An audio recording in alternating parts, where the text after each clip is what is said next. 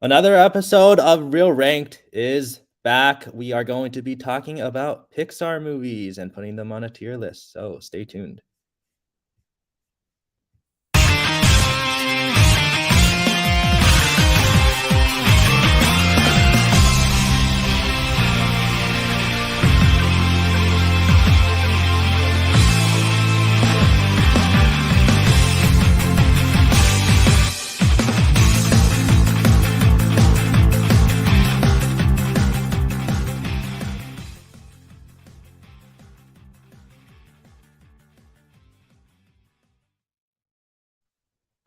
Hello and welcome back to another episode of Real Ranked. Today we got a great panel to talk about some Pixar movies. We're gonna talk about all of them up till Lightyear. So I'm just gonna go ahead and bring everybody in, starting with Sophie. Hey everyone, I'm Sophie. I like Pixar. My Ratatouille poster's right here. Woo! And Incredibles is I don't think I have an Incredibles one. I think it's just Ratatouille. Yeah, it's just Ratatouille. All right, Let's we go. got Kale. Hello. Main self match. Oh my god, I love it. You're okay. You're okay. We all have to heal our inner frat boys. Hell yeah. Frat monsters. We got Kate. Hello. Hi, Kate. Hey. I don't have a cool hat, but I'm with you guys in spirit. And we have Sarah. Hello. I'm excited to talk about Pixar. Me too, Sarah. You Me too. All right. Well, let's just bring up the tier list for today then. This is we're just gonna go in order of release. This is the one that I found. So if anything is messed up, blame this tier list, not me.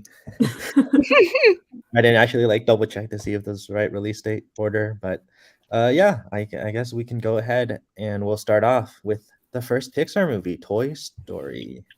Sophie, why don't you give us your thoughts on this? I really like the ads on the side. Those are my favorite. All right. Let's see. Toy Story. Oh man, this is the one that started it all. I love this one. It's not my favorite, but it's like an amazing first movie to not only an entire franchise of Pixar movies, but to a trilogy or a quad. Not a trilogy. There's 4 movies now. I'll call it a mini franchise within Pixar. It's the one that started it all. I really love the story of the rivalry and the jealousy between Woody and Buzz. You've got that a great story going on with with Woody wanting to be the favorite toy, and then Buzz comes in and just takes his thunder, but then Buzz has an existential crisis because he realizes he's a toy. It's just a great story, great introduction to a bunch of characters that we all know and love. This is easily an A-tier film. I love it. There's not much else to say. It's Toy Story. What else can I say that hasn't already been said? But it's a fun one. Randy Newman's score is pretty great. I do think, I will talk about it later, that Toy Story 2 is a big improvement. But that end scene when they're flying together, I mean, it's a great scene, a great movie, good music. Not just the score, but the songs. You've Got a Friend of Me is just iconic. So A tier for me. Great movie. Kale? So very similar thoughts to Sophie. For some background on Toy Story, for me personally, my senior year of high school, our theme the whole year was Pixar. Anytime there was an event, we were doing Pixar stuff, and our class did Toy Story. We all dressed up as characters. Toy Story has such a big impact, I feel on all of us because of our age, because it came out when we were young. Even now, I love going to Toy Story Land at Hollywood Studios. So for me, I don't know that I necessarily give it an A, as I wouldn't consider it a comfort movie. I would say A minus, but it's not a B movie. So I would still put it in the A category, but it is not an A plus for me. I don't really have any other context for this. Kate? Pretty much the same thoughts. It's one of my like favorite all-time movies. It is one of my comfort movies. So yeah, A tier. Sarah? Yeah, I agree with a lot of what's been said. Toy Story wasn't like the main like franchise within Pixar that I watched growing up, but like obviously I've seen all the movies a couple times now, and it deserves credit for kind of starting Pixar and like getting its like name out there. I think I do like some of the other Toy Story movies more than the first one, but it still is a very well done movie. Yeah, I mean, the Toy Story franchise isn't one that I watched a lot as a kid. There are like other Pixar movies that I watched a lot more, but like Toy Story is still a really great movie. It still holds up really well. Like the animation's a little outdated, but like it's the first, so you really can't go wrong with that. I think introduction of Woody and Buzz and their friendship together is really incredible, and just like the journeys that they go through in the rest of the movies. Sid's just a really great antagonist as well. If you know there's definitely two sides, like he's just a kid, and like even though he doesn't know that the toys are alive, so like you can watch it from like that perspective, and it can change the movie. But yeah, I think it's an A tier as well. Wait, is there no S tier? There is. It's, Oh. Okay. I was like, where is it hiding? I see. you What's just have S to tier? scroll up. All right. We'll go on to A Bug's Life. We'll start with Kale. Oh gosh. So Bug's Life is definitely the Pixar movie that I probably watched the least, excluding some later ones we'll discuss. I wouldn't say it's a bad movie. I do thoroughly enjoy the attraction at Animal Kingdom simply because it makes people cry. Yes, I agree. I agree. 100%. We That's always so play fun. over under. We pick a number over under how many kids will get escorted out, how many kids are going to cry. Thoroughly enjoy that aspect. It traumatized me as a child, so I feel like it's therapy every time I go on that ride and I see other people crying because I was one of those kids. Now, when it comes to the movie, it doesn't. It's just I think it's forgettable for me, to be completely honest. I think it's got a cute message, don't bully. I think that's the mess of the theme. I'm sure there's a lot of politics that could go into Bug's Life. For me, I think it sits at a solid D. I don't think it's a bad movie. I don't think it's a great movie. I just think it exists, and you're occasionally like, oh yeah, that movie there. So for me, it sits at the D level. Kate? I'm judging you hardcore for liking that ride. I refuse to ride it. I will be the child that is crying even though I am 25. I hate that ride just as much as I used to hate. Did you guys? There was I think it was at Universal. There used to be a Honey I Shrunk the Kids ride. Was it that ride too? No, that was an Epcot. That was No, Epcot. that was in. That was an I hated Epcot. that ride It was too. in MGM. It was in the Or Belmont. MGM. Yeah, One of the that's two. I why hated that ride too, wherever it was. I hated that. Yeah. Traumatized. That's Traumatized for you. And I haven't watched Bug's Life probably since it came out, unless it was playing on ABC Family randomly, or unless I was babysitting a child that watched it. So I'm gonna give it an E because I literally don't remember a single thing about that movie. So that deserved for its spin-off Ants. I did watch Ants. Ants is terrible. Don't watch it. Don't. Ants is terrible. Bug's Sarah? Life. Not my favorite.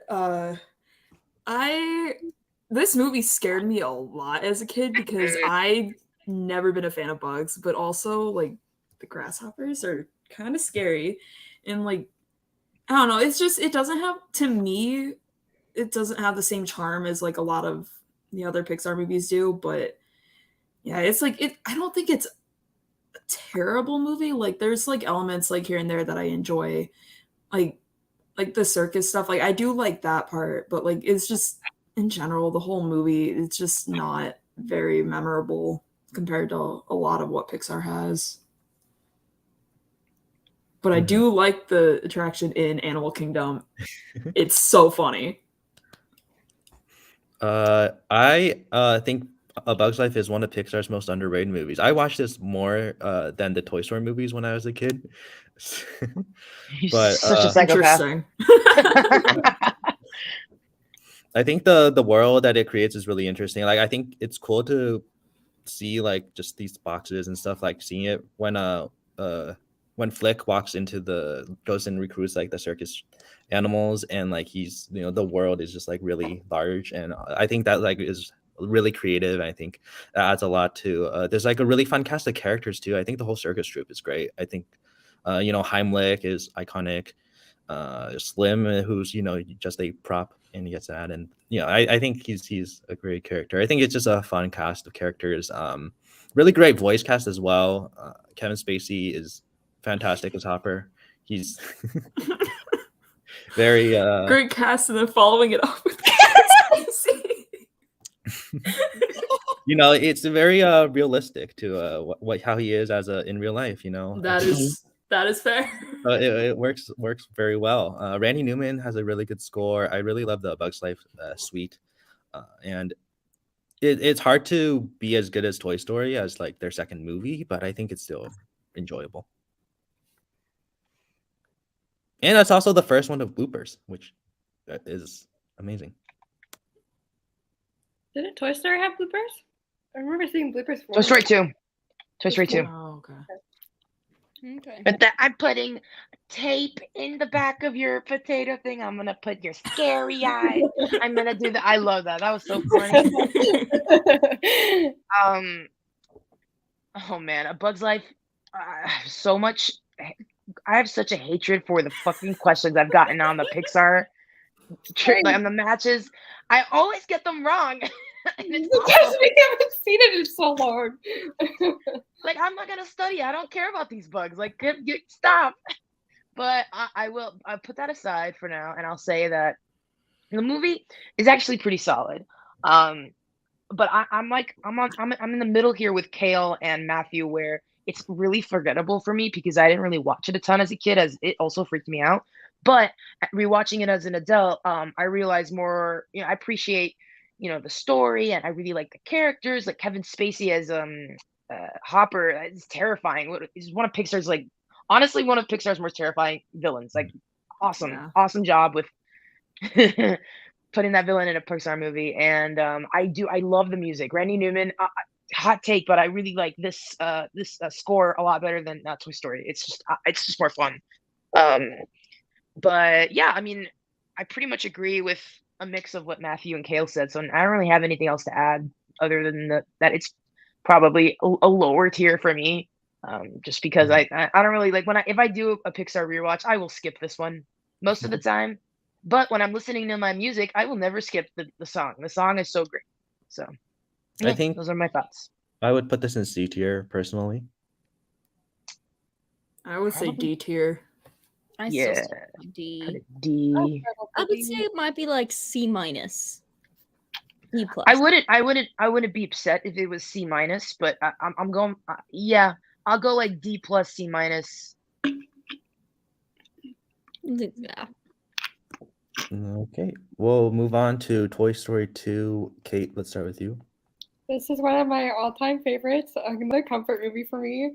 I remember bawling my eyes out at the scene where Emily leaves Jesse at the tree, and it made me sob so hard. And then also associating that song with those freaking dog commercials later too. Do you guys know what I'm talking about? I know what you're talking about. Oh man, I Don't was bring the family dog into this. But it's one of my all-time favorites. I think I like it more than the first one even. So I'd say probably A tier. And we get introduced to more characters in this one who become iconic for the next two movies with Jessie and Bullseye, and yeah. Yeah, I personally like this one more than the first one. I think there's kind of like what Kate said, they introduce like Jessie and like Bullseye. I like those some of my more favorite characters in the franchise. I think this one I've also just rewatched it more than the first one, but it's kind of like in a similar spot. Like I just didn't watch Toy Story as much as a kid, so like there's just others that I just remember much more fondly. And it's like as I've gotten older, like I've come to respect the Toy Story movies a lot more. I think it's just there's just others I just think are better that I'll kind of get to, but score is always good for Toy Story. It's just iconic. Yeah. This I know it's a kind of hot take, but I like the first Toy Story more than the second one, personally. But that's just, yeah. I still think it's a really great expansion on the Toy Story universe, and just the expanding Buzz as a character as well, introducing new characters. I think Joan Cusack is really good as Jessie, and Kelsey Grammer is a great Stinky Pete. I think When Somebody Loved Me is like an all-timer scene. It just like gets me emotional every time. It's also cool to see how it takes the ideas of these toys come to life and talks about how they could be used as a collector's item and expands on that universe in that way as well. And yeah, it's A tier. This is my favorite Toy Story movie. Probably hot take because Toy Story 3 is so good. They're like up there, but this one I give a slight edge because we get the introduction to Jessie and Bullseye, and am I missing a character? It's just Jessie, Bullseye, and Woody, right? Well, and then Stinky Pete, but whatever. Is this Zurg's first appearance? No, Sid is in Toy Story. No, Zurg. Oh, Zurg. Well, I love the callback of like Empire Strikes Back with that little father. That's so brilliant. But the thing is, when I watched it, I had never seen Star Wars until like high school. So I was, when I watched Empire, I was like, hey, they stole that from Toy Story 2. You know, it also gave us I have to go to work on a Saturday. I'm embarrassed to admit that. It was like, I gotta drive all the way to work, and he just like goes and it's like right there. Yeah. Wait, where's that from? What Matthew? is What? I had to drive all the way to work on a Saturday. Where's that from? Toy Story 2? Toy Story 2. No, but like, is that a reference to something? Oh, there's like a Twitter page. Oh, I thought it was like some reference from another movie. That's why. Anyways, no, I love the adventure. Like Buzz tries to get Woody back because of their strong friendship. It's like, what would Woody do? It's pretty great. All the characters, even more like defined than before. We get a really fun story with these guys. It's never boring, and I always remembered the scene where they go inside the what's it called, the luggage conveyor belt. I always thought that's what they look like in airports, and I'm like, wow. So when I was a kid, I was like, this is incredible. The secrets are unlocked. This is what it actually looks like when we put our luggage in the thing. Obviously not, it's exaggerated, but it's still super cool. They came up with that. Yeah, I agree with Kate on this is like one of the first Pixar movies that made me like really, really cry because Jessie's backstory was insanely sad. And after that, I didn't donate toys for like 3 years because I was like, I don't want them to end up like Jessie. So I kept all of my toys for so long until my mom was like, hey, you gotta give away some of these toys. You're not touching them. And I'm like, no, but where do they end up on the side of the road? So I thought that was pretty neat.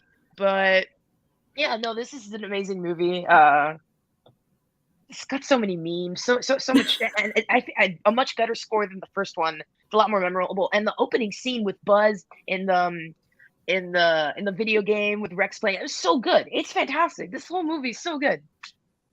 This is a big comfort one for me. If I want to go back and watch a Toy Story movie, it's either this one or the third one. Although the third one makes me cry a lot too. So yeah, I guess I picked What's even sadder. two. I think 2, 3, and 4 all made me cry. Yeah, I saw. Oh, I didn't cry at some of them originally just because I didn't cry at movies until I was a little older. But like watching them back now, they'll make me cry for sure. Yeah, no, it's just this. I love Toy Story 2. It's one of the ones for me that it's like the sequel was better than the original. So Yeah. I wouldn't mind if this went into S tier. I don't know. I would love for this to be an S tier. I'll put like S minus A plus if that's a thing. That's what I'll be comfortable with that. Kale? I would put Toy Story 2 in the S tier. Excellent. Yeah, the impact that this movie had on me. I went as Jessie and variations of Jessie for Halloween for years after this movie came out. Like I absolutely adored this movie, and then like I think everyone else has put it into really great words. For me, like Toy Story 2, why I put it above the first one is honestly, I remember watching it for the first time, whereas I don't remember watching Toy Story for the first time. So I think the nostalgia of that for me just makes it a more comforting movie for me to watch because I actually remember it from my childhood. Um, Even when it comes to like the music in it, I think is better. I think obviously the animation is better just due to time and technology evolving. Um, but I think the story of Toy Story 2 is a little bit more like Entertaining. it is. It is. I think it's more developed. We get more. We even get tour guide Barbie. Oh yeah, we do get tour guide Barbie. Barbie. Barbie. Dude, when they go to Owls, that's Oh my gosh, we get tour guide Barbie. And like Jessie will forever be a Pixar comfort character for me too. And just her introduction and her story, and like I loved how vibrant that her character felt in comparison to some of the other characters, and that this just really cemented certain personality traits that we see in these characters that you may have seen them right into story, but the sequel just I feel like did a better job developing these characters and cementing like who they are as a person, even if they're a toy. And like it even changed the way that I would play with toys in that each toy had its own personality. It wasn't evolving. It was no, this one likes doing this certain thing. Right. And so for me, Toy Story 2, it goes S. Like it goes S tier. You also have to bring up when Jerry is cleaning Woody. It's just like one of the oh, most the satisfying. cleaner Oh, scene. yes. Cleaning Yes. scene, Oh, I that was think so that is why I like satisfying. watching cleaning videos. Oh my god, yes. I can't tell you, I got really into doll repainting in 2020, and like I think it stems from Toy Story 2. Yeah, absolutely. Everything scene is so always good. goes back to Toy Story 2. It was a Mandela butterfly, not a Mandela, butterfly. It was a butterfly effect. Yeah. So for That me, scene and the music that goes along to that scene is so good. It's iconic. Yeah. It's iconic. Yeah. it is. So I think the majority is in S tier. Is Yeah, that I right? would personally put it top of A, but I know a lot of people said S. I think So Yeah, I would be and happy with Sophie that. also- Yeah. There's gonna be so many on the S tier, I swear to God. yeah, I'm trying to be not as. I'm trying No, to that's okay. We could put a lot of them on S tier. I'm fine with that. Yeah. As long as Cars 2 is F, I'm happy. Cars F tier is reserved for Cars. only Cars 2. No, we just The make F a is there category only for off Cars. to the side for Mhm. cars. Cars. All of Cars. F. No, the first Cars is like at least B. That one's good. I can't wait to upset people in 2 movies. Okay, well let's go to Monsters Inc. next. Oh, We'll start no. with Sarah. I love this movie. I think this is the Pixar movie I watched the most as a kid, even though Randall terrified me when I was really little. Water News, he also terrified me when I was little. But like even then, like I just absolutely loved it. Like Mike is, I don't know if I'd say he's my favorite Pixar character, but he's always been up there. And then it's just like the dynamic between him and Sully has just always been so much fun to watch. And there's just so many quotable lines from this movie, and it's just the score is also just so good. And it's, I don't know, this is the one that I can think.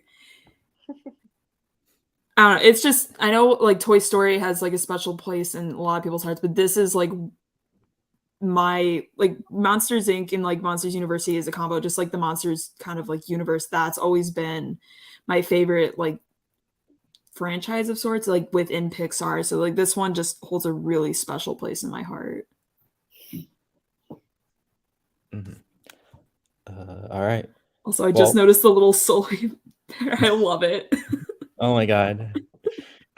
Baby Sully, so cute. Oh shoot, I have to. All right. So Monsters Inc. This is one of my favorite Pixar movies. I just I love the universe that it's built, like just these monsters who scare children to get power for their city is just like super creative.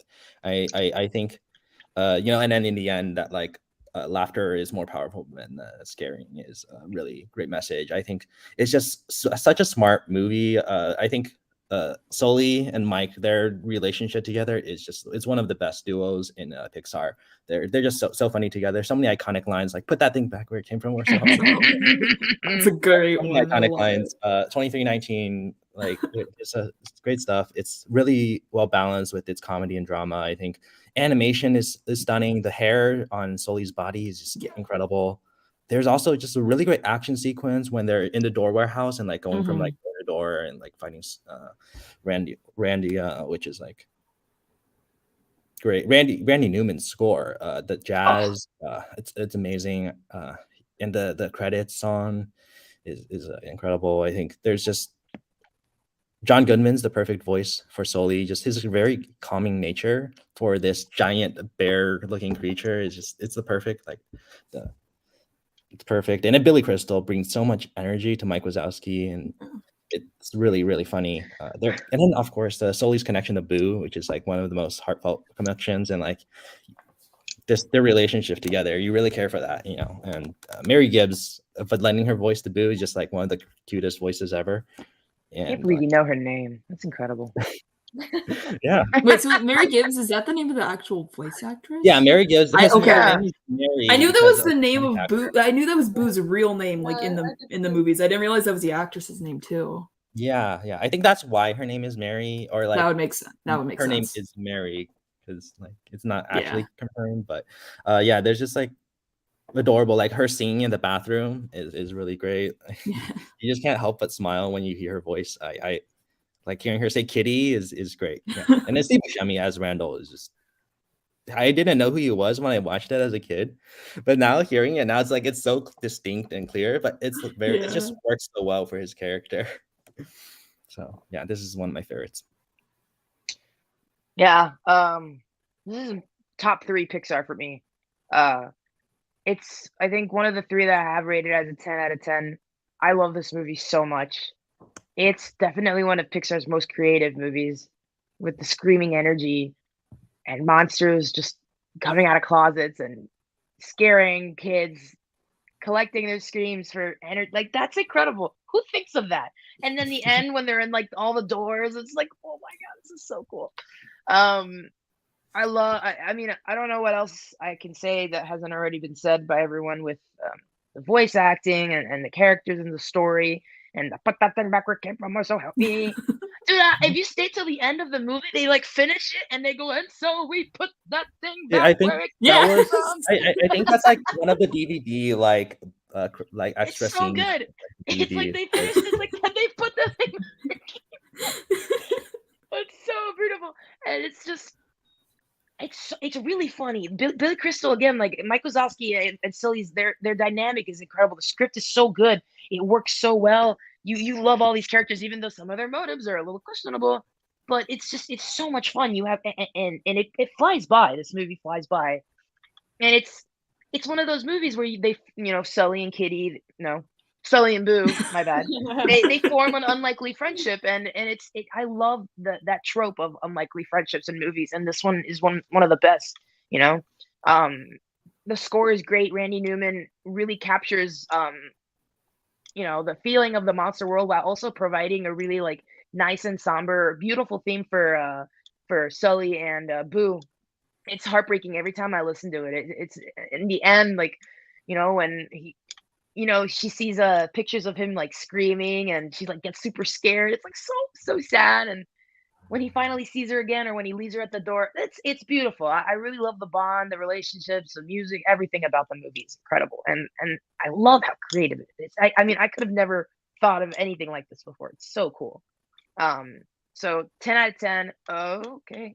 Someone else talk. Oh God, I will go. Okay, so I could talk about this movie forever.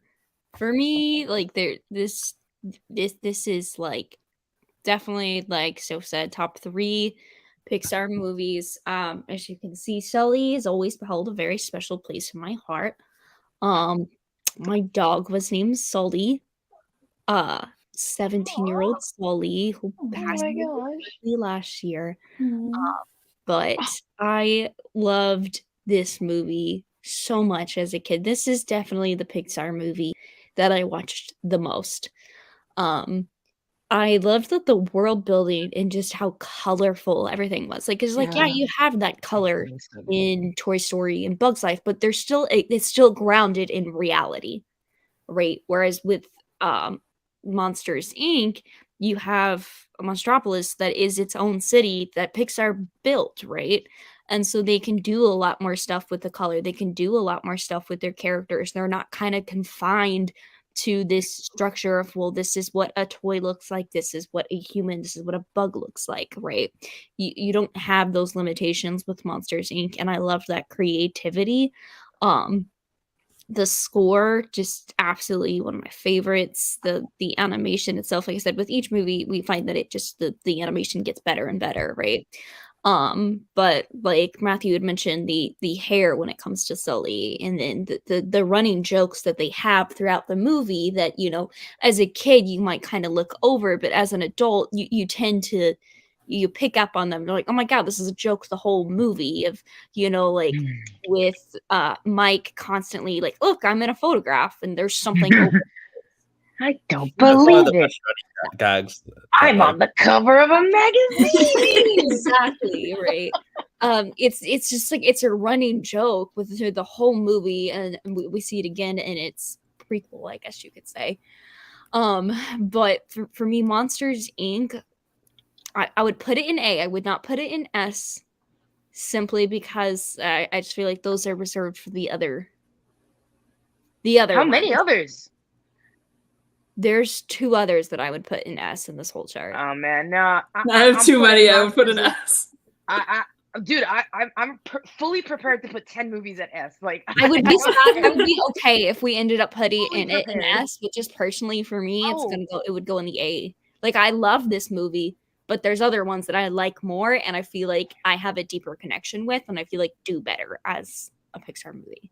I forgot to say I would put mine in like S for sure. Absolutely. After talking about it. Kate first I would be before. content with putting this in S. Yeah, let's go to Kate. Let's see. Kate. Yeah, let's hear Kate's thoughts before we go to what we Okay, want. so I'm in the minority. I love this movie. However, Toy Story were my comfort movies. This was not a comfort movie for me. This is not one So that I that watched, means like, it doesn't belong in the S tier? How dare you? No, I say that to help you. Don't put words in my mouth. I love you, Kate. But yeah, That's it's fair. still one of my favorites. But Toy Story, like that franchise, will always have a chokehold on me and be my comfort movie franchise or quartet, I guess. Well, there's 4 movies, and There is. Is that what you call like a movie, a quartet? The That's 4 what movies? you call a Quadrilogy. It's a At least when it- quadrilogy. Quadrilogy. That's what it is. But yeah, I don't know. It's a great movie. I'd say S tier. Top of S. Top of S, yeah. Sophie. Oh, absolutely. But top of that, yeah, above Toy Story 2, yes. Yeah. So that's majority. AirPod! Is my ear just not functioning? Am I putting it in wrong? Hello, can It's you hard hear? to smile because then it just pops off. All right. Are you good with your AirPods, Sophie? Yeah, I'm going my AirPod. Well, let's move on to Finding Nemo then, and I guess I'll start because this is the first movie that in theaters that I can remember watching. Yeah, this is my first too. And I think there's a lot of stuff that really works well here. I think just the Marlin's journey and like going to find Nemo and like his friendship with Dory is just like perfectly complements each other. I think Nemo's side of the story, you get to this introduction to all the tank gang, and like there's a really interesting group of animals that like have their, you know, Hot Fish by Willem Dafoe, and just these really unique personalities. You were all thinking it. Yeah. And this is one of my favorites as well. I definitely watched this a lot as a kid. I think there's like really good joke with like the shark intervention is just like I'm Bruce, and they're like, yeah, Dish and our all the food, not food. yeah, I think that really is really funny. I think there's just the journey that Marlin and Dory go through, like meeting all these different animals. They're all really memorable. Like you got Crush, the sea turtle. You got Nigel, and just some really cool characters that they meet throughout. Each character, not none of them have names, but like you can remember them. Like the anglerfish that chases them, like jumping through the jellyfish. There's so many really memorable scenes.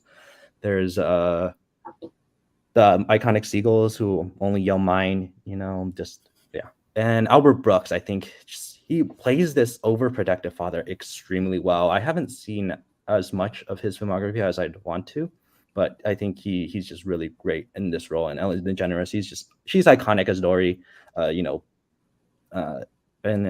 I think the animation still looks stunning too. I think the water looks beautiful, and then there's just like some really details on like some of the scales on the fish that hold up really well. Randy Newman also a really good score, definitely the best score in 2003. I think it's just incredible, and I like that there's just not really a villain in this. Like the most evil person in this movie is Darla, and yeah, and the drain. Yeah. Humans. Or the garbage can. The garbage can's really evil too. You don't want to end up in the garbage can. All drains lead to the ocean. Mhm. Which And is it's not even like completely false as a civil engineer. No, they don't. They do not. So she's like, I gotta make this clear real quick. They do not always in the ocean. That would be terrible for all the fish. Yeah. Especially here in Florida. But So yeah, this is they lead to stormwater retention areas, so we have them placed throughout the land or whatever. I'm being boring and I'm ruining everyone's magic. I'm sorry. But yeah, Sophie. So this was an interesting one for me because I kind of went up and down with this movie. I watched this a ton as a kid. I loved it. It was a lot of fun. But then, like, I guess when I got to high school, I don't know what happened where I was like, Finding Nemo's dumb. Nemo's a dumb character. Soul Movie's dumb. I don't know. I wasn't a fan. I was like, this movie's overrated. It's overhyped. Like, it's not that good. It's a kid's movie. It's whatever. I don't know what I was on. Because it's an excellent movie. It's not my favorite Pixar. I do think there are other better ones. And a lot of what Matthew said, I agree with 100%. It's so much. It's beautiful. It's got amazing characters. I'm not a huge fan of Nemo. He's like my least favorite character in the movie. I mean, he's just a little helpless little kid, but we don't really spend a lot of time with Nemo. We just spend a lot of time with Marlin and his relationship with Nemo. But like, well, he's with Dory, and we learn more about Dory, and we learn about the sharks and the other fish in the tank. Well, Nemo learns important lessons without Marlin. Like, they come together in the end. It's really nice. It's a cool, like, adventure story in the end.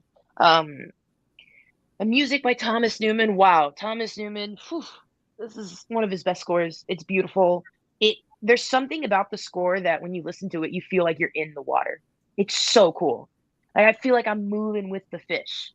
It's really awesome, and I really love the animation. It's a huge step up from Toy Story.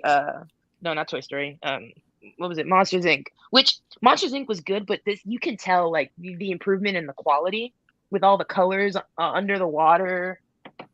Like that scene where Nemo's on the back of the stingray and he's like going to school. Oh, it's so beautiful. Like, you just get to see. I always thought, like, why can't I see that when I snorkel? Like, where are all the fish at? Like, they don't exist here. Where are they?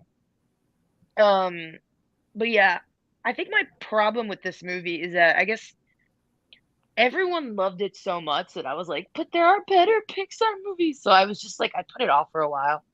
But Dory is like one of the best characters in this movie. She's like obviously the comedic relief. She holds the ground. She holds the movie, like, she anchors it down with like her naiveness, but she also kind of learns with Marlin as they go along in their little adventure, and it's really beautiful to see that development. And I really love that scene where she goes, "Escape!" It gets to me every time. It's so good. It's a fun one. I remember it being like a little longer than it should, but whatever. It's a kids movie, but it's for adults too. It's whatever. Yeah, I wouldn't put in S, but I'd be super happy with A. For me personally, it's a good one. It's a classic. It's one of Pixar's, up best, obviously. And it's a lot of fun. I like it a lot. I need to revisit it. Kale? Okay. So I appreciate Finding Nemo for it being an excellent movie. Oh my god. But God, this movie annoys me. It does annoy a little, right? Right? It A little? annoys because here's the thing: when this movie came out the following summer, I was at a summer camp, and every time it rained, we would watch a movie indoors. And let's just say it rained a lot that summer, and everyone loved Finding Nemo. Could never get anyone to choose a different movie. So when you watch that movie like 30 times in one summer, it kind of ruins that magic. It's been years, and even now when I watch it, like I appreciate like the way that the water's animated. I love that they named Bruce after the Jaws. Like I love just that little bit of trivia. Sophie, did you not know that? Bruce the shark, the great white, The is mechanical after shark. Jaws animatronic. Mhm. I didn't know that. That's pretty awesome. Or So, like, maybe I did and I forgot. That's really cool. That's why I Yeah. made a face. Thank you for recognizing Yeah. my face. I went, And that's, really? I love going to the aquarium. You ask me, do you want to go to an aquarium? I'm be like, absolutely, yes, I You should do. go to the Chicago. Have you been to Shed Aquarium? The Shed Aquarium is awesome. amazing. It's the That's the best aquarium one, I grew man. up going to. Yeah. So like, That one's so good. I love fish, but I'm also terrified of fish. Like I don't want to swim with them. Oh, But they're fun to swim with. No, it's irrational fears. Fair. With Finding Nemo for me, like what really ruined it for me though is that so many people loved it that I couldn't just appreciate the movie for what it was. It was just annoyingly thrown in my face to be like, you have to like this movie. This reminds me of a certain Disney movie that someone doesn't like on this panel. Frozen. Do you really want me to launch into another rant about Absolutely that movie? not. Absolutely. Everything Kale was saying, I was like, damn, this sounds like Frozen to Sarah. It does. Gosh. Hey, we already talked about Frozen on the Disney ranking. Oh gosh. Check it out, with guys, if you want to Finding hear Nemo- Sarah's whole rant on No, thank you. I'll stay in my little frozen living bubble. I Kale, don't love listen to it. I love Finding Nemo for it being an excellent movie. I just find certain aspects of this movie incredibly annoying. Fair. So, like, for me, I don't think it deserves a C. I would put it at B, and that's being generous. Cole said the Jaws animatronic was named Bruce after Steven Spielberg's lawyer. Ooh, Interesting. we That's love. pretty cool. Interesting. That's cool. Oh my God. So, Bruce, in the Great White in Finding Nemo, was named after a lawyer. Yeah. Kate? I don't know how I feel about this one. It's kind of mid. Oh, I like God. it, but it's These are not. interesting takes. I love it, and I love the score. Like you said, like there's like I don't know what the name of it is, but like you can literally. It's basically like almost mimics like the ocean sounds in a way, even though it doesn't. I don't know how to explain it. And I love the score for this so much because it's on my reading playlist, I think, or it's on one of my playlists. But I had to watch it in French class in 8th grade, and that kind of frustrated me because I just wanted, I don't know, I did not want to watch it. But I'd probably say A, maybe B, I don't know. It's just not, there are others that I like more, but it's not terrible, but it's not like, I don't think it deserves a C. I'd say like A or B. Sarah? Yeah, like I agree with a lot of what's been said. Like, it does have a nostalgia factor because, like what you said, Matthew. Like, it's the first movie I saw in theaters. Like, so like it does hold like some weight because of that for me. But the movie, I think it's just one of those like some Pixar movies. Like, there's some where like every time I watch it, I like it more and more. But then there's some like that I start to like it less just because I just feel like there's more movies out there, and it's not because this one's a bad movie. It's just I feel like there's better movies out there, and like I don't know. And I feel like that's just kind of what Finding Nemo has been for me. Like there's a lot I do still like about it. Like it's been mentioned, Dory's an iconic character, and then like the I touched the butt scene. Like I love that scene like so much. And then it's just like, and then the score is really good. It's just, I think it's just one of those ones that didn't stick with me as much as I got older as some of the other movies that I like more have. All right. Yeah. Albert says Nemo is S tier. S for C. I would put it in S tier. I just done it. So, but where would everyone else want to put it? I'd be okay with A or B. I would be with A. B. I'd say B. So because I have it in A, we can put it. Can we just compromise and put it in A? I think bottom below A. Toy Story? Yeah. Yeah. I would say bottom A for sure. Above, Yeah. Oh, how many people are voting for above Toy Story? I put it below Toy Story. Okay. So then that's 3. Okay. Wait, I forgot to mention. So there's, I think what ruined it for me in high school, or maybe not in high school, but I watched this YouTube video so many times that I'm like, I'm never watching this movie again because it's a YouTube video. It's like Finding Nemo, but every time they say Nemo, it gets faster. Yes. The scene where he gets captured and Marlin's like, Nemo, Nemo, Nemo, is probably the funniest thing because it just goes insanely fast. I love that scene. I love that video. That video, I kind of want to link it to this because it's so funny. It's hilarious. Yeah, Cole so that's said, I watched that so many times. how we feel about, or how you guys feel about Finding Nemo is how he feels about Ratatouille. Cool. Okay, that's fair. Cool. We'll get to that later. We'll get there. It's coming up. It is. Okay. Well. All right. Well, let's move on to The Incredibles. We'll start with Sophie. Oh man, The Incredibles. This is one of the best movies of all time. Like this is one of the best Pixar movies. I had it at number 1 for a while, and then it got dethroned by Ratatouille. But it's easily like interchangeable. It's one of my favorite Pixar movies of all time.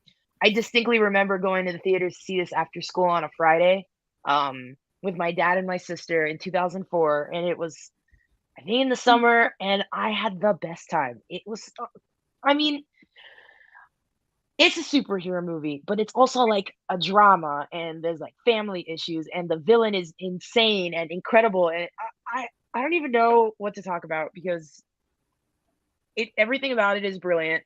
I can literally quote the entire movie. I grew up watching this one a lot. Like after the theaters, we bought the DVD, we listened to it. This is Michael Giacchino's first Pixar movie, and he knocks it out of the fucking park. It's incredible. He's so good. And I think there's someone hiding right here. No. Okay. You are playing Fortnite. I have been this entire time. I was like, I think you are. But... I have been playing this entire time, but I'm hiding right now, so it's okay. I can talk. Oh God, I don't. The score for this movie, that's like a whole other conversation. I want to say it's incredible what Michael Giacchino developed here. It's superhero. It's spy-like. It's like really cool with espionage. Oh, thanks, Mom.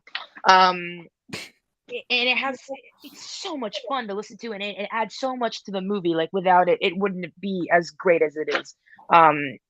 The family dynamic is incredible. The world building is so cool with all the other superheroes. You don't even have to mention them that often just to know that they're there and they were super. And the story's awesome. Syndrome's probably the best Pixar villain. Like incredible. Incredible backstory. There's like a whole thing. There's like a whole theory about him and Bob, and I think I spent like so much time like reading about it, but I'm gonna let everyone else talk just because I mean this is easily S for me. It's in my top 20 favorite films of all time. It's ultimate comfort. I watch this all like whenever I'm feeling down. I think I watched it like 6 times in 2020. Like I was just like feeling it. I was like, this movie's incredible. No pun intended. I'm gonna let Kale talk here. But this is easily like it's above Monsters Inc. for me. So I'm putting this one high. This is amazing. This is so fun.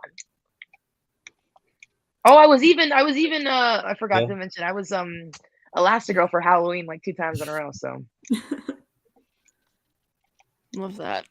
yeah, For great. me, I love The Incredibles. I love that it kind of addresses the fact that it gets overlooked in literally every other superhero movie, and I think it is one of the earlier ones, I would say, when it came like to the resurgence of superhero movies. It was kind of at the start of it, I would say, to where it was like, what about the normal people? What are their reactions to superheroes? Yeah. And we see like legislature and politics. Even though it is like this fictional world, it is a question that we often ask when it comes to even the MCU now is like, well, what about normal people that don't have superpowers, that their daily lives are affected by these superheroes and their actions, Yeah. right? Like the And quote, "You didn't save my life, you ruined my death." Like when he saves That's so dark. I didn't get that until later. That's Yeah, I crazy. didn't I realize didn't it was either. included until I so was like, wait, we were later. supposed to feel bad that what? Okay. Yeah. My life, Anyways, you ruined my death. I love The Incredibles for like what Sophie said, the family dynamics with each, the siblings and, Bob and Helen, thank you. I wanted to say Ellen. I'm like, that's not right. It's Helen Bob Parr. and Oh, and yes. Edna. I forgot to talk about Edna. You talk about Edna, Kale. You take it away. Oh, I love Edna so much. Like just every character you just absolutely love, except for that one chick. Mirage? Yeah. Yeah, she's kind of whatever. Did I have a crush on her? Maybe. Maybe. Pretty hot. Rewatching but- this as an adult and you see her character and you're like, you're not a good person. Right. But like, I get it. But you still appreciate and you still like all of the characters. Even Syndrome, like you said, he is such a good villain. This spurned child who he met his hero, and they say never meet your heroes, right? And he is the embodiment of that in what it comes and develops as. And you have Jack when they're off on this little adventure together as a family. That's not really an adventure. It is a life or death situation, but for the kids it is kind of an adventure until it blows up in their face and they realize the gravity of it. So like just every aspect of this movie, it's so fun, but it also like doesn't take away from the fact that like they are a family and their family comes first. And so I love that little message there, the no capes. No capes. Iconic. That whole scene is brilliant. I love the montage of the suits and the different capabilities that they do. Just every little detail they put into this movie. The small hair on his suit in the tear. It's just beautiful. It's such a great detail that they did. So for me, I don't know that I'd put it in S, but I would definitely put it in A. November 15th of 1956. Wonder Girl. And then look at in the cave too. Gosh, the way that everything lined up. No, this movie, like the pacing is perfect. There's not a moment, even if it slows down, you take a moment to catch your breath and it's back on its wheels again. It's so good. I'm sorry I keep talking. It's just this movie's incredible, and I'm gonna add on there what everyone says because Okay. I love this movie. Well, Kate, I believe I love your you're thoughts, up. Kale. Kale, you're Thank up. you. Kate, you're up. Oh my god, I'm sorry. I mixed you up. So I went as Violet for Halloween my senior year of high school. I was like the only person who like did an actual freaking costume as an 18-year-old, so that was fun. I had like a black headband that did not come with the costume that I specifically wore so that people would not think that I was Mrs. Incredible. I was Violet. Like you have to get it right. And then also with their last name being Parr, my family growing up would joke that we are the Parrs because Park. Hey, that's awesome. And then there's the iconic scene with the "I'm not happy, Bob. Not happy." Do you know how many times I've used that against my father because his name is Bob? So not happy S about it. tier, and we used that a lot on our trip too. Whenever we weren't happy, or just a joke. So yes, S tier, one of my all-time favorite movies. I stand that, Kate. I stand that. Sarah? This one, it's so quotable. Like everybody's like mentioned like an iconic scene in like each of theirs, but nobody's like repeated like iconic scenes because I've been waiting to mention the "Where is my super suit" scene. Yes! It's one of my favorite scenes of all time. Like it's so quotable. I love it. And it just doesn't get old. And like like it's been said, like as you get older, you kind of see some of the deeper themes that you might not really understand or just get as much as a kid, which makes it still fun to watch as I've gotten older. And it's just, I don't know, I think it's really fun because like I know a lot of us here like the MCU and like we like watching a lot of the superhero movies, but this kind of I think is what started the like love of superhero movies for me, because it's something that's really easy to watch for like a little kid, where certain MCU movies might not necessarily be accessible until you're a little older. And yeah, I do really like it. It's very much a top tier Pixar movie. Mm-hmm. Yeah, I mean, this movie is also, it's very good for kids and adults, like you said. Just like the politics of being a superhero is very interesting. I think there's also just like the vintage interviews like look really cool. I just love the world that it builds because of that. There's so many iconic lines. I think there's like the coincidence. I think not.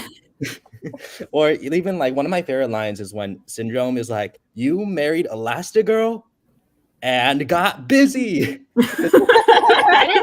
I didn't understand that until I got older. I was like,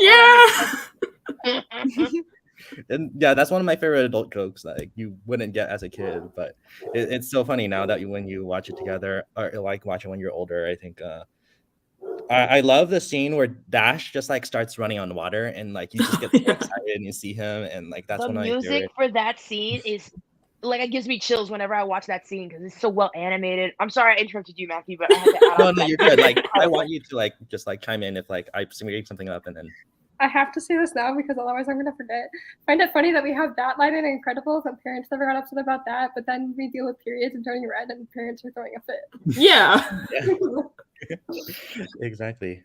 Yeah, and then just the family dynamic, whether they're fighting the Omnidroid together or even just at the dinner scene and the argument that they have together, it just like really adds this grounded level that I really like. It's also wild that this came out in 2004 before superheroes kind of took over pop culture, because like it's dealing with such like human stuff, dealing with the politics, dealing with like it feels grounded as a superhero movie. Exactly. It does. Yeah.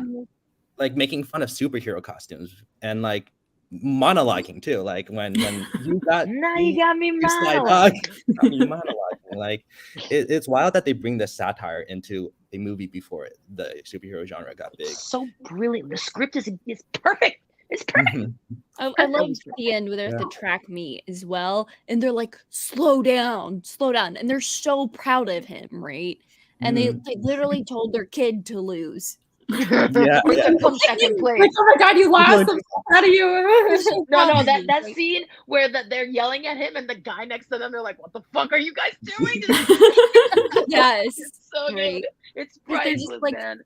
They're a realistic family though as well. Like they do have their problems within like each dynamic of character has their problems, and as a family they have their problems, but they also like at the end of the day, family comes first for every single one of them. Yeah, and then also just the whole idea of like when Syndrome says like when everyone is super, no one will be, and also with how that's Dash perfect as well. The different when Dash says that what was it? That there's a parallel there. Did you there is a mention parallel? That? Yeah. He says you always wanted to be you always wanted to say do your best, but you don't really mean it. Why can't I do the best that I can do? And I'm not gonna quote that entire thing right now in the car ride, but he says she says everyone's special, Dash, and then he says, which is another way of saying no one is. That callback, that parallel is incredible. Oh, so good. This movie it's. I think I've said incredible too many times. I'm not happy, Bob. Not happy. And then also just Kari, great side character as well. Yes.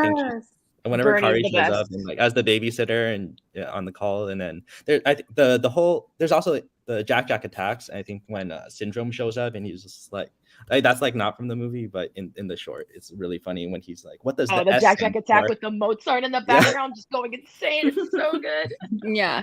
so good. Like when Syndrome No, shows up at the I door and Kari asks him, what does the S stand for? He's like, "Oh, I wanted it to be BS, as in like babysitter, but you know, but like then I I've just can't been do going that." around with the Yeah. big BS, Yeah. and you don't want that. Yeah, everything about this movie is fantastic. This is Yeah. an S tier right underneath Monsters Inc. for me. I love That's Monsters Inc. so exactly much. where I would put it. S Yep. for super. Yeah, that's where I would put it too. I'd put it above Monsters Inc., but I'll settle for below. Above, it's the number one right now. You're letting him go again? You can see it on his smug little face. He's guilty. Goddamn. So good. Wait, what are we doing? That's the majority. More people said right there. Below Monsters Inc. Really? Yeah. Mhm. I agree with you, Sophie, with the three. It was Wait, two where do to you put it, three. Matthew? I have it right underneath Monsters Inc. Monsters Inc. is my 2. All right, I'm okay with that. That's fine. All right. Well, going from The Incredibles to Cars now, we'll start with Kale. Okay, so I won't lie. I actually loved the first Cars movie. We're not gonna talk about the rest of the franchise right now. But the first Cars movie, I absolutely loved it. I think since we've all spent some time in Indiana, we know how important NASCAR is. I don't At least- understand the fascination, but I grew up, my dad would record NASCAR races on VHS tapes for Christmas a few years ago. So my parents, for context, my parents have been divorced since like 2001. For Christmas, like in high school in like 2015, I found a VHS tape of one of our NASCAR races. My dad did and gave it to him for Christmas, right? So like just this like racing thing, and then like the cars having personality, but also like there was a Cars 911. And the cards, Jesus. Yes, yes. Like this universe is so like insane to me, but also I think the characters are just so much fun. I loved Mater as a kid, and I still love Mater. We're not talking about the rest of the franchise. We're just talking about Cars. Yes. I love Lightning McQueen because he is this young hotshot that's, you know, this arrogant, cocky, and the second he gets thrown into an atmosphere that doesn't cater to him and that he has to interact with, you know, people that have their own problems and cars that have their own problems and cars that like aren't completely obsessed with him. He just almost doesn't know how to function anymore, right? So he has to relearn again. And I love this story for this friendship between Mater and then you have Doc coming out again. And it's just, if this was a live action, like real person movie, it would be fantastic. And so as an animation, I think it kind of gets slept on a bit, ignoring the rest of the franchise. I absolutely adore this movie. I think it's fun. I love like Sally. I love Sally. If I had a crush on a car, it would be Sally. Like, I just think this movie is so fun. I think it's a comfort in that, like, it doesn't take a lot of brain cells to watch it and enjoy it.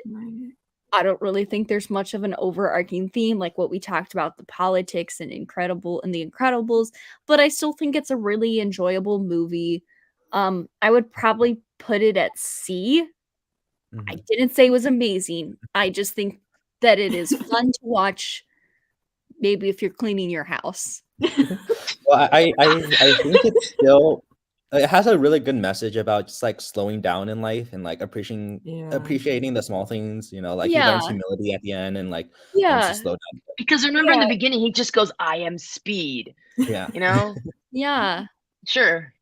And I just find this movie so enjoyable. It's not one that I'm gonna watch on repeat, but it is one that I'll come back and watch just to kind of, you know, refresh my mind and like Matthew said, I guess remind yourself to slow down in life and appreciate where you are and where you're going rather than where you're heading, like the ending. If that I makes sense. love that, Kale. Wait, I Yeah, just so- really want to quickly before I pass it to Kate, or just you had mentioned NASCAR, and it reminded me of this something I want to say. It's a vine, and it made me laugh. And I it's love just that this vine vine. says, "There is only one race, the human race," and then the other guy goes, "What about What NASCAR?" about NASCAR? It's just beautiful. yeah. But yeah, I That's- really love what you said. A lot of my thoughts are going to be very similar to yours. I Kate's put it making in C. faces. I put it in C. I think it's a delightfully average movie. Interesting. Okay. All right. Yeah. Kate? I don't know if y'all are ready. I I might go don't. get my pizza now. I don't like. It's just. I don't know how to word this very well. I don't know. There's only like one thing memorable from it, and it's just the ka-chow and I am speed. That's all. But it's so memorable. It's so good. is. It carries the movie. A lot, but it's still just like there are lots of other movies that I like better, and I refuse to rewatch this one. And the land at Disneyland is pretty cool, so like I'll give it that. So I don't know. I mean, I won't give it an F. I won't give it an E. I guess D or C. I don't know. Sarah? But the cow is iconic, and the Lightning McQueen. Like, if someone gave me the Lightning McQueen Crocs, I would be so happy. I've seen somebody with the Lightning McQueen Crocs. They're so freaking cool. Amy has the Lightning McQueen Crocs tail. You gotta keep them in sports mode all the time, baby. Yes. Cars is an interesting one for me. I feel like the first movie does get dragged down a lot because the rest of the franchise is not good. But like if the first movie, I do personally enjoy it a lot. I think there's like a lot of memes that have come from it too. Like I love Owen Wilson, so like Lightning McQueen, I just love like that concept. And then one thing that like one reason why I do still like this movie as much as I do is the tractor tipping scene. Like as a kid, like my sister and we would just die laughing like the entire time like that scene would happen. Like I still laugh like crazy when I see that scene. Like that's just one of my favorite. Like to me, one of the funniest Which scene? in Pixar. The tractor tipping scene. Oh, the farting scene is so good. I love that scene. It's just I think I'm not into like car racing and stuff, but as everybody who knows me knows, I love sports. So like any movie that kind of incorporates like that kind of competition, like in like the kind of the way that Cars does, I do really like that aspect of it. Mm-hmm. All right. I think Cars is definitely gets a lot of hate, but I think it's definitely one of the more underrated Pixar movies. I still enjoy it. I think Owen Wilson is incredible as Lightning McQueen. He really, his voice honestly makes it easier to like care about him because he's so like arrogant at the beginning of the movie. It really is because of Owen Wilson's voice acting. I think Chick Hicks, Michael Keaton does a fantastic job of just making this like other rival character who's also just super I full of didn't know himself. it was Michael Keaton until an embarrassingly short amount of time ago. And then I also just think the characters in Radiator Springs, they're just like so many memorable characters. Like the hippie loving the Fillmore, or like the tire selling cars, Luigi and Guido. They're just so many unique characters that I still remember a lot of them. I think Doc Hudson, obviously, like Paul Newman is just incredible as that character. And then one of my favorite scenes is when Sally's talking about the backstory of Radiator Springs, and it's just like really beautiful and just like. That's one of my favorite scenes. I was going to talk about that. Yeah, and like talking about like what it was like before they built that interstate. It's just amazing. Oh, those stupid civil engineers that want to make everything go faster. That's not me. We ruined everything, man. Ruined everything. And the soundtrack is amazing. Rascal Flatts, Life is a Life on the Highway. You got to mention I Rascal hate country Flatts. music, but I love that song. Mm-hmm. Life is a highway. Like when it's like not summer. I guess it would be fall down here. Summer in Indiana, but fall down here because I'm not putting the windows down in the summer here. But like I just love cruising in my car with the windows down, just screaming "Life is a highway" because it puts me in such a good mood. I agree. It's a great, Yeah, I really do. It's all my fault, guys. it's a great road trip song. I'll give it that. Yeah, I'm bursting so many bubbles today. Roads are fake. They don't exist. They all lead to the ocean. Is it my turn or Matthew? Yeah. you want So to say more? yeah. I'm done. You can go. All right. Well, I've just finished my first slice of pizza. So. And I'm eating it cold because cold pizza rocks. Yes. I really like this one. I do think the Cars 2 and 3 brought this movie down a lot. They didn't need to make them. I think this would have been a beautiful standalone, and that's it. But I guess they did a really good job at selling toys, so they kept making more movies. I hate that, but whatever. That's the world we live in. I mean, that's why Lightyear was made. Yeah. I don't know why they didn't make it about the cat instead of whatever. Well, we'll get Like, there. honestly, if Yeah, I- we'll get there. We'll get there. Okay, we'll get there. So, I really love the trope of an asshole, like cocky, arrogant person, you know, kind of just having a really good character arc and changing in the end for just, you know, that story. I'm a big fan of that. It happens in Iron Man. It happens in Doctor Strange. Jamie Lannister, kind of. Yeah, no, I would say Jamie Lannister. They ruined it at the end of the show. Yeah, We're not talking about his entire story though. It happens with Lightning McQueen, and I'm all here for it. I really love his arc in this movie, and I love his relationship with Mater. I totally am fine with Mater in this movie. I think their friendship is beautiful. Yeah. I love his relationship with Sally. That car drive that they go on, like Yes. for a drive. The Sally McQueen drive. The music by Randy Newman in this movie is really great. Although there's only like a few memorable tracks, that one really stands out. I will say the soundtrack is a lot better because they use more songs than they do. I mean, they use the music, but I really do like the soundtrack in this one. The song they use when they play that Sally explains like what Radiator Springs used to be when they didn't have the interstate. That entire montage, beautiful. I mean, I really like the quotes. Like, cars didn't drive to make good time; they drove on it to have a good time. And that's so beautiful to me because it's like we don't do that now anymore because it's just like all highways and shit, and traffic, and everyone hates driving. I still go on. I love going in my car and driving around. It is quite stressful here in Miami because everyone is a maniac. But I still really like just turn on my car, putting some good music on, have the windows down, and just cruising. It's so fun. So yeah, sometimes I just like driving for a good time, but most of the time I'm driving to make good time because I don't want to be sitting in my car, especially when I'm going to and from work. It's like But yeah, I really love that whole backstory, that little message. It really hit hard for me, especially now that I'm a civil engineer, basically designing roads. So I'm just like, I'm so sorry. It's my fault. Because yeah, like Matthew said, you stop to appreciate the little things, and with that interstate, no one stopped to appreciate the little town, Radiator Springs. It has so much charm. It's so cute. A lot of good characters.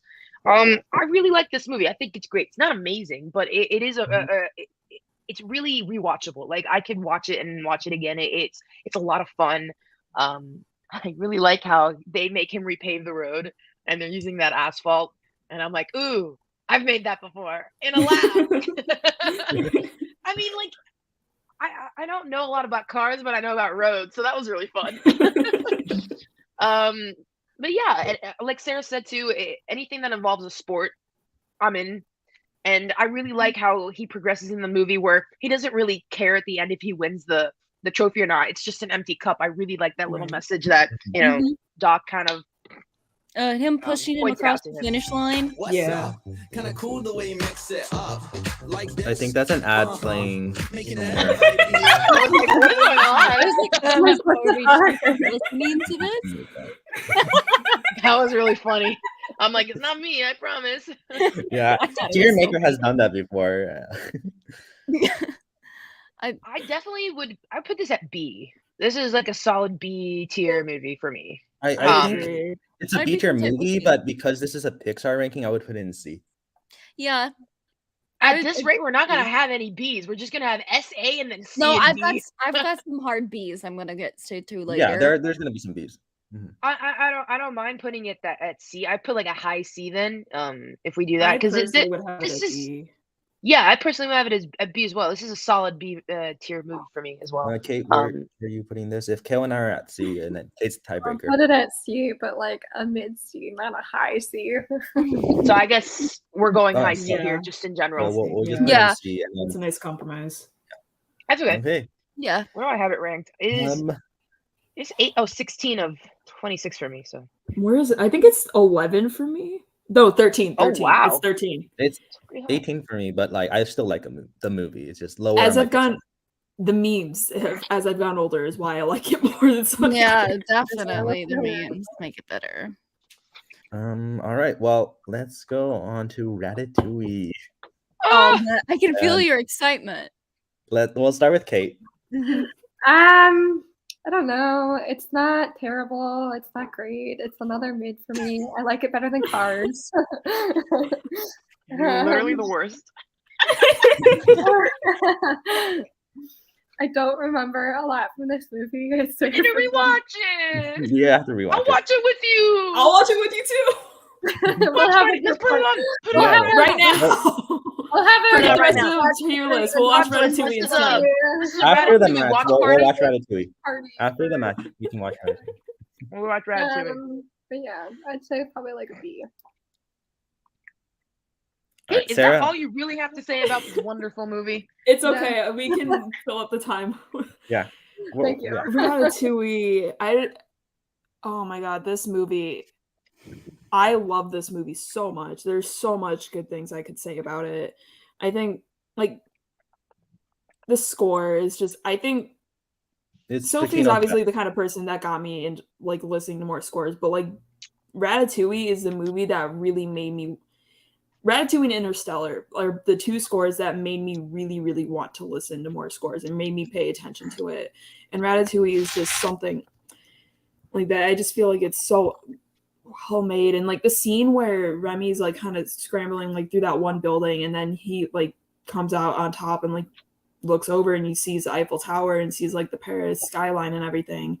Where like the way the music just kind of swells, like I get chills, I tear up, like I get all the emotion. It's just such a beautiful scene, and it's just and like also just how emotional like the parts with Ego are. Like that's stuff that I didn't really pick up on as a kid, like how he's thin when at the beginning of the movie, but then once he tries the ratatouille and is like brought back to his childhood, you see at the end that he's like gained weight because like he starts to like really appreciate like food in like a different way than he did as like the kind of cold-hearted critic. And I think one thing that was that's always been interesting about Ratatouille to me, it was hard for me to put to words until I saw it. It was like watching a Super Carlin Brothers video where the two brothers, they were discussing their Pixar ranking. And I can't remember which one of them said it, but they said that Ratatouille is one that they've like weren't necessarily a fan of the first time they saw it, but every time they've seen it, they like it more and more. And Ratatouille can't exactly go any higher on my ranking just because it is my favorite Pixar movie, and I don't think that will ever change. But like what? I thought Monsters University was your favorite Pixar. No, that's number 2.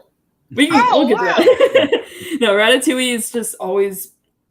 It's just I like it more and more every time. It's just I feel like every time I watch it, it's just there's so many like little details that I just love picking up on. It's such a pretty movie. And also like the only issue that I have with it is Linguini's bullshit goatee little hairs. Like it's so weird, and once you notice it, you can't unsee it.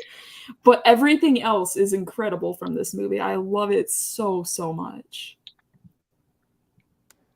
So I know I'm gonna have a lot to say about this movie, so I'm not sure if we should go to me next or go to Sophie and Kale But- before me. Well, I feel like We're both feel like gonna you have guys- so much to yeah. say We both about have it. like so much. Yeah. Matthew, I'm gonna let you yeah. talk. I mean, I'm Okay. gonna agree with everything you say, so you go and do it. I'm still eating pizza. Okay, sounds good. Sounds good. Well, I'm just gonna start off with the premise because just like it's so creative, the idea of a rat who wants to become a chef and then just controlling human movements by pulling their hair. Like, who comes up with that? Like on paper, this shouldn't work as well as it does, and it's just Brad Bird is somehow able to create two masterpieces just with this and the Incredibles. I think it feels like the way he writes is just really mature and like for adult audiences to appreciate. Like I think one of my favorite quotes is just Anton Ego and his message about not everyone can become a great artist, but a great artist can come from anywhere. And I think that's just such a powerful message that like. And like that line going back to like Incredibles, it kind of builds off of that. It's like anybody can be special, but it's just, or like anybody has a potential to be, but like that doesn't mean necessarily that everybody is. And like I think it puts a more realistic spin on like that line from Incredibles. And it's just very relatable. I think just that idea is very realistic. I think there's just really great characters as well. I think Patton Oswalt is just the perfect Remy. Like he captures this really friendly nature and like brings the character to life. I think there's Lou Romano just as Linguini and capturing that bumbling personality. I think the dynamic where they're like both outcasts because Remy's a rat. He wants to cook like a human, but he can't do that. And then Linguini is a chef who's terrible at cooking. And then the two of them working together kind of creates this really beautiful relationship and this economy that I really love. And the way that they work together is so. You would never think a rat controlling hair. Right. That's so cool. That's amazing. And I wonder what else he controls. Man. I'm sorry. I have to make that joke.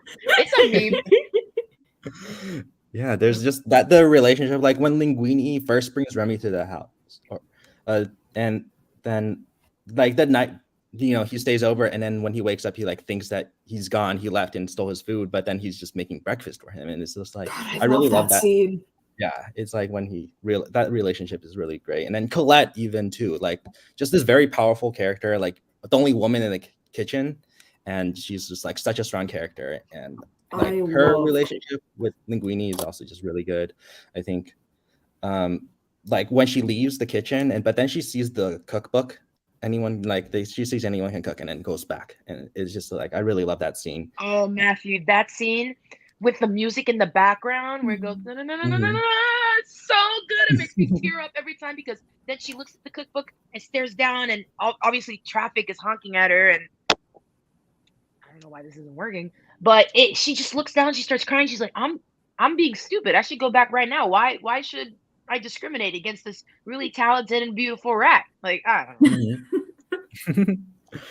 know. There's also just really nice attention to detail, like when Colette and Linguini, they're on a date and they're roller skating, and then that gets brought back into like the final scene dinner, where the roller skating, roller skates and as a waiter, and it goes and I really like that. And then Anton Ego is just fantastic. I think Peter O'Toole is just flawlessly voicing this character. Like he adds a lot of menace and like chill to his voice, and then just like his like the design as well, where he's like hunched over, like really skinny. Like there's just so much character to him. And then I think also just Skinner. Like I think the villains in this movie, like they're not really villains. They're just like in for these characters. They seem like it because like it makes sense why Skinner is like doing what he does. Like they have really strong motives for why they do what they do. And I think Ian Holm, his voice work is really funny. I think like when he's being tortured by seeing Remy everywhere, it really adds a lot to that character. And when he's trying to make those microwavable food products and like banking off of Gusteau's legacy like that, it's just like adds a lot to that villainous character. I think animation is gorgeous. The way France is just designed, and it makes you want to go there. It feels like you're there when you're watching the movie. It's like baguette, oui. And also just like with the score, like the swell, like it's just beautiful when you first see that. Michael Giacchino again. He does it again. Such a good score. Wonderful. It's one of the best scores of all time. It's like. There's also just there's fun action sequences too, like when following from the rat's point of view, and they're like running away from the old lady with a shotgun, or just like when Well, he's even being when he's in the kitchen, he's trying to get away. Yeah. You've been on the ride, right? The ride's super cute. yeah, It's a great ride. it's a great ride. Yeah, even in the kitchen, when he's like Skinner's chasing after him on the motorbike, and then he's like holding the documents. And it's just the way the camera work and cinematography of this animation follows Remy like through that rat's eyes like point of view is really cool. And yeah, I think I'm gonna go to Sophie now. You can speak some more. Oh, I talked about this movie so many times. I've been on like 2 separate podcasts where I talk about Ratatouille and Ratatouille alone, but I'll just keep it quick. I mean, I obviously agree with everything that Matthew said. Obviously, the score is probably one of the best in Pixar history. I mean, you hear that melody and you're just like swept. You're transferred to France and you're with Remy and the gang. It's awesome. I'm a big fan of Colette. She's such a great character, great addition to the kitchen. I kind of like how they made her like the only female character, like that's kind of important in the movie, and she kind of holds her ground, and she makes a big impact on the movie too. It's like, keep your station clear, or I will kill you. It's great, and she's so awesome. Like, she's kind of tough on the outside, but kind of mushy gushy on the inside. She's definitely like a Cancer for sure, absolutely. The rest of the chefs as well, like, I killed a man with this thumb. Again, there's so many quotable moments, so many great scenes, and the whole Anton ego, like the entire like last 15 minutes is just excellent. The way it unravels, it's something like when you're watching it, you don't necessarily predict what's gonna happen. When Ego kind of just like gets a flashback from his childhood, I'm watching this movie. Holy shit, I didn't expect this to happen. I thought he'd be like, not good, or I don't know. So he kind of just, it throws something that you're not really expecting, but it works so well with the premise and the message of the story in the film.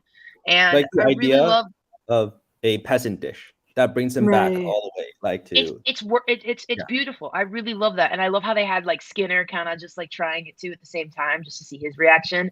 I mean, it's such a beautiful film. There's so much to it. Kate, please rewatch it whenever you get the chance. Please rewatch it. If you're listening to us talk about it, you could just feel the passion and the love. Like you know, it's like I'm missing out. I want to watch this again. I feel like you'll really love it this time around. I mean, as an adult, like you rewatch this and you're just like, I feel like I connected to it more as an adult than I did as a child. And Sarah has a point. When I first watched it, I was like, oh, this is really cute. But as you watch it and you rewatch it and rewatch it, I don't know, it becomes more and more enjoyable, and you just fall in love with it more and more. And it's quite impossible, I feel like, to fall in love with it as much as I love now. Like, it's like, how can I fall in love with it more now if I rewatch it? But it's excellent. I love this movie. It is easily number 1 S tier, S plus, S plus plus. Put another tier above S tier. Yeah. I'm not gonna say anything else because Matthew pretty much covered. Or you guys all covered pretty much everything I wanted to say, and we have a lot of other movies to get through. But Ratatouille is easily. It's an experience, and it's lovely, and I love it. Okay, so I can't believe no one has talked about this yet, but when they're trying food and they're explaining the flavors and how they work together, that color series that happens in the background, that is exactly what your brain feels like sometimes. Like when you're just not eating to consume and you're eating because you're enjoying it, there is like a switch in your brain, and just the way that they were able to animate that and bring that to life with the cheese and the strawberry and just all of the food in the cooking sequences from the animation perspective, like it looks delicious. Like it makes you want to go eat food and like enjoy it, right? It makes you understand cooking from the aspect of a craft rather than a necessity. And so for me, that's like one of the like huge impacts that like Ratatouille has had on me, was to sometimes like enjoy what I am eating rather than just consume it, which I know is such a like a stupid theme if you're thinking about it, but I feel like we all sometimes get swept away in that. I mean, it kind of goes along with Cars. Like you kind of just slow down and just enjoy the ride, but like with food.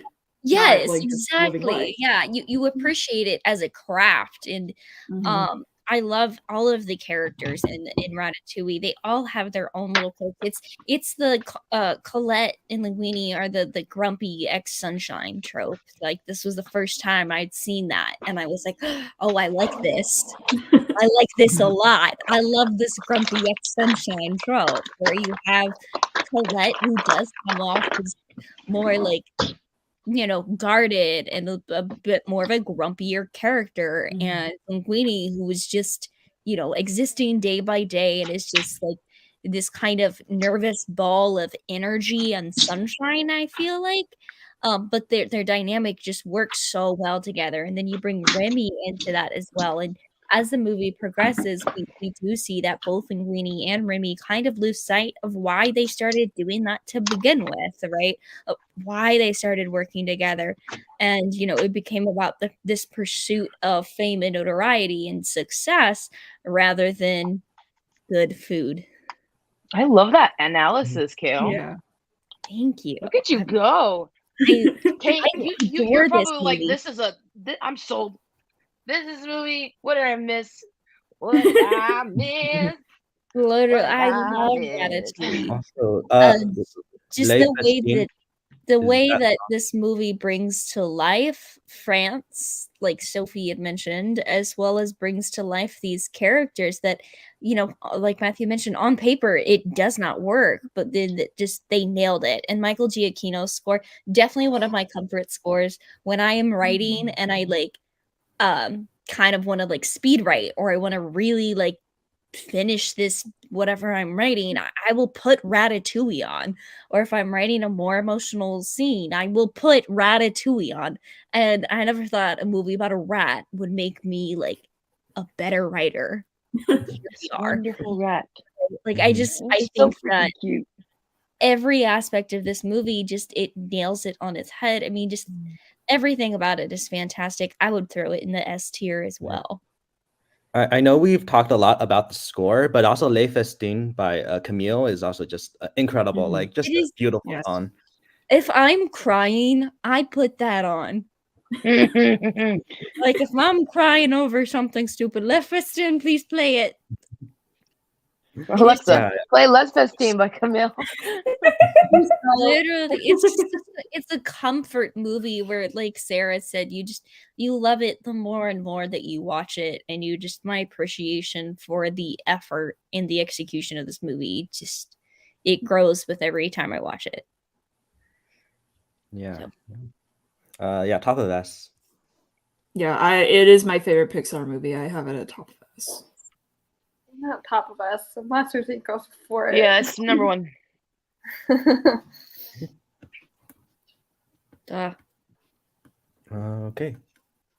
Well, we will move on to Wall-E then. We spent quite a bit of time on Ratatouille. Yeah. Shit, we have so many movies. Oh my god. Yeah, speed run. We can speed run after a that's certain movie. Yeah, Ratatouille I figured was number gonna be one. So after Coco, we could speed run. Now that we're done with Ratatouille, yes. let's I can speed run all of these except for one of them.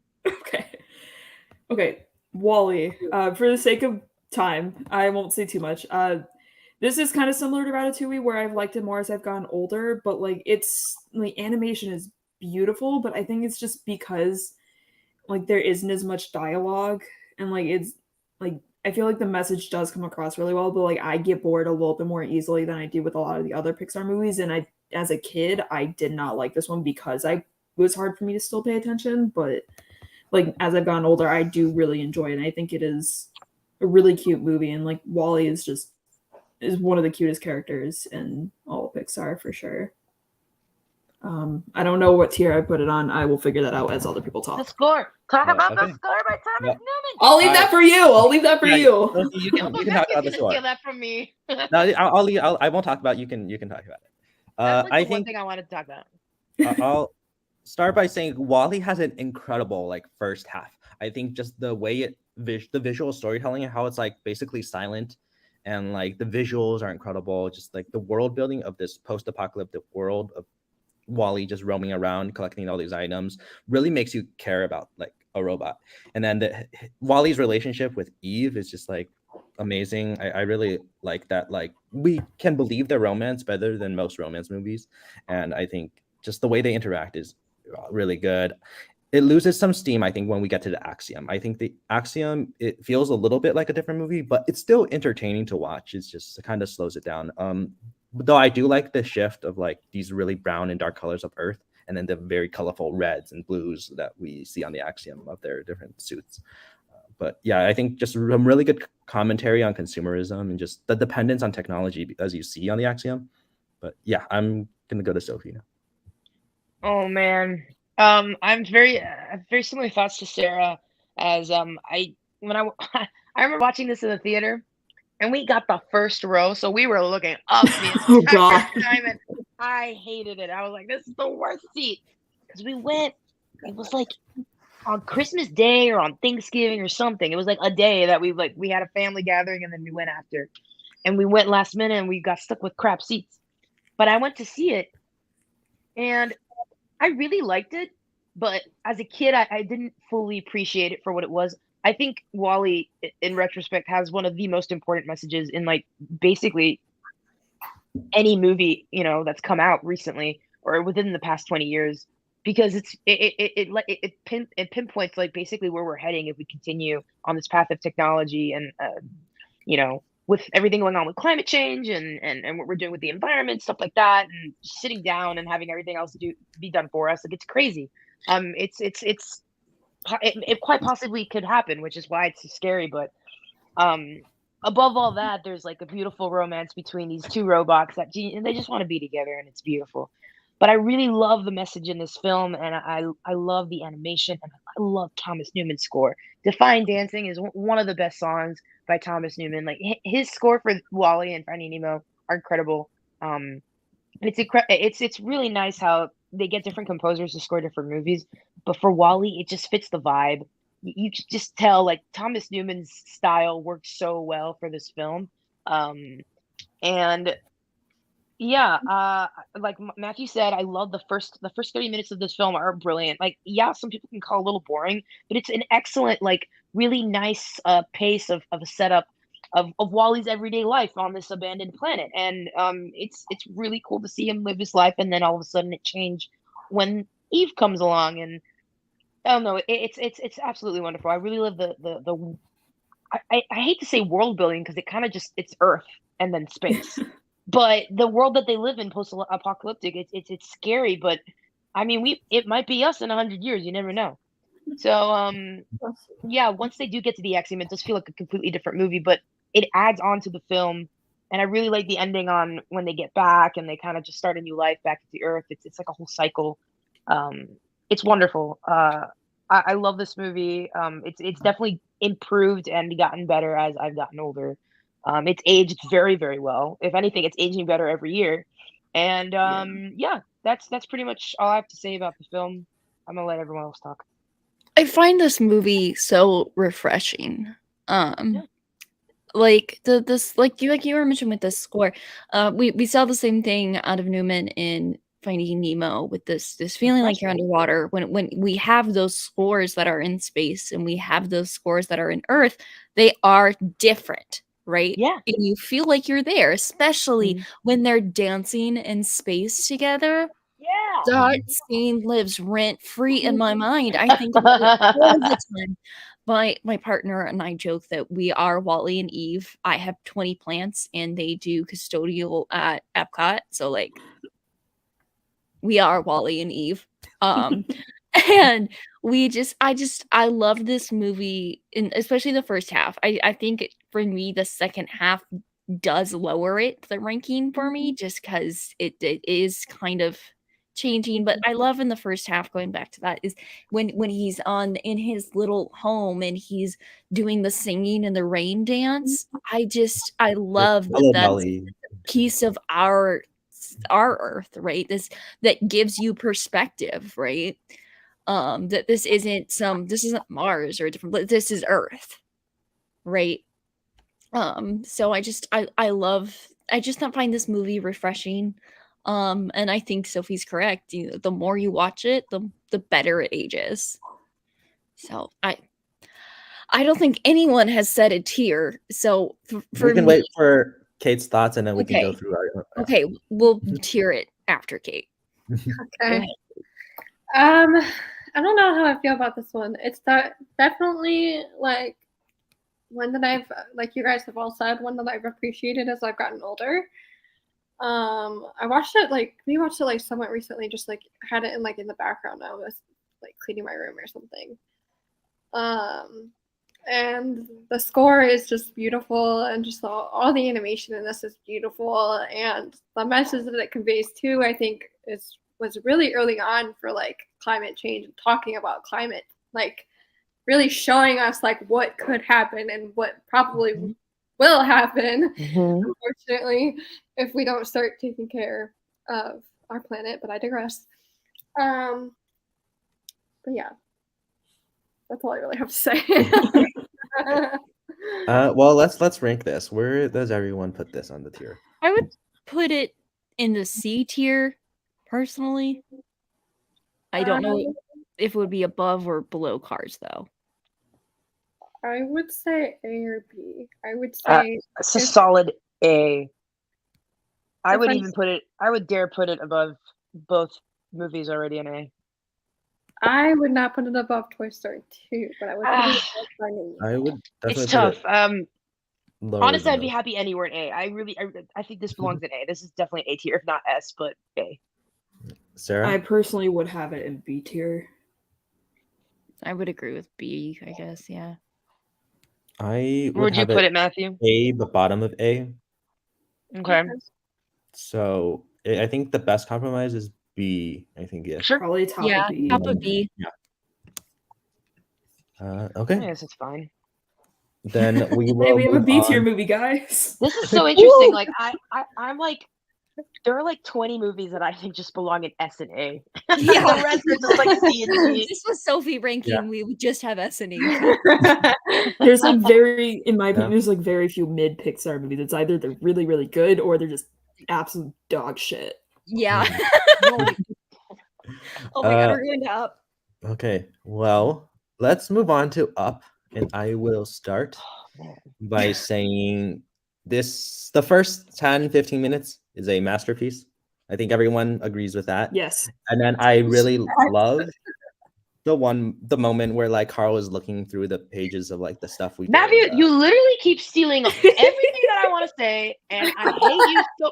Can you play? I want to be above Matthew for all of these. Okay, but the thing is, I'm kidding. Keep talking. No, I agree. Okay. Keep going. I'm messing with you. I think I really like Carl and Russell. Like the father-son relationship is really charming. I think Carl's character growth throughout the movie is really great.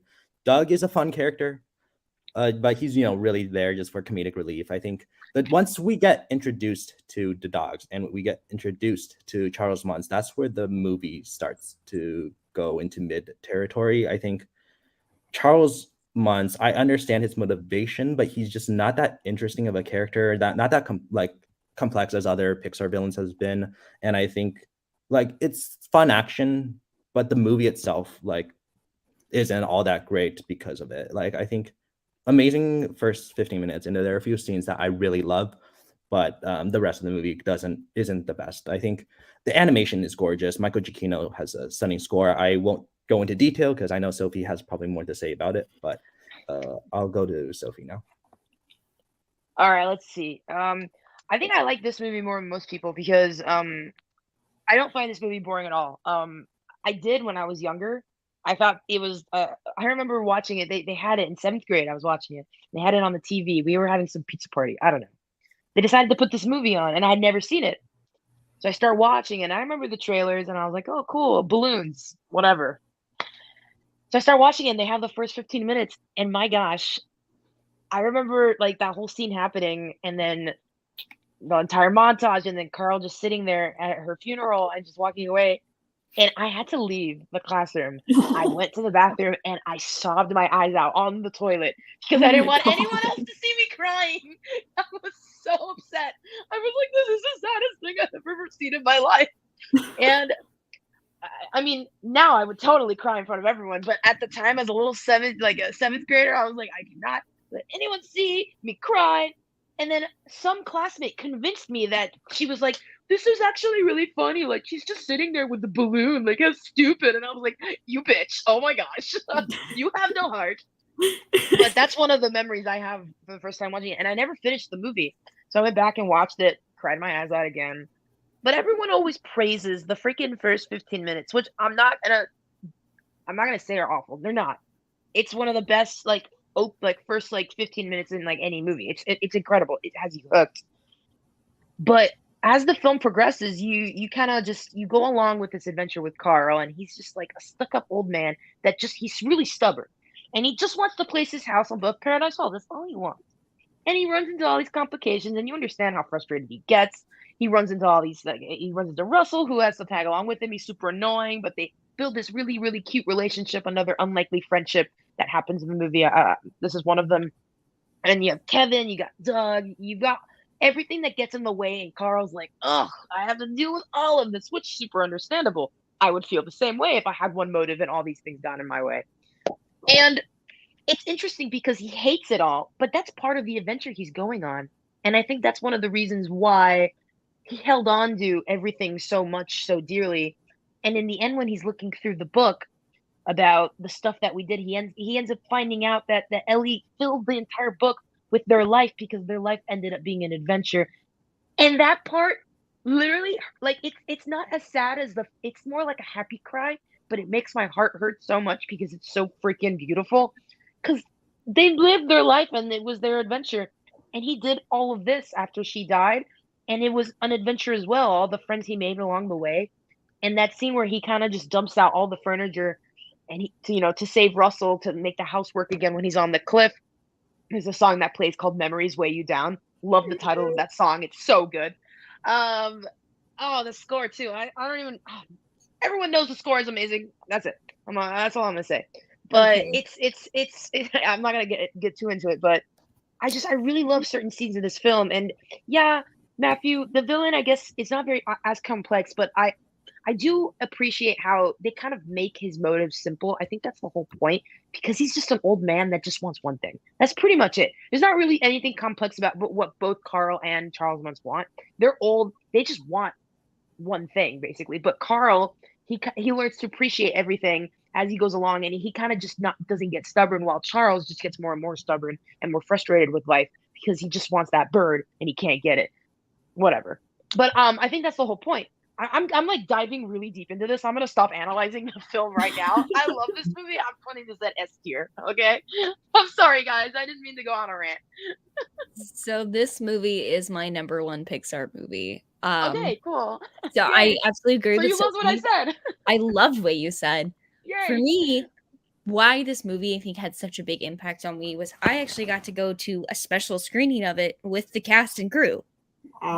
So I met, awesome. and I met Pete Docter before this. I got to see this movie before it was released, and then How old there were was you? like a panel basically, and I got to sit and I got to talk to them.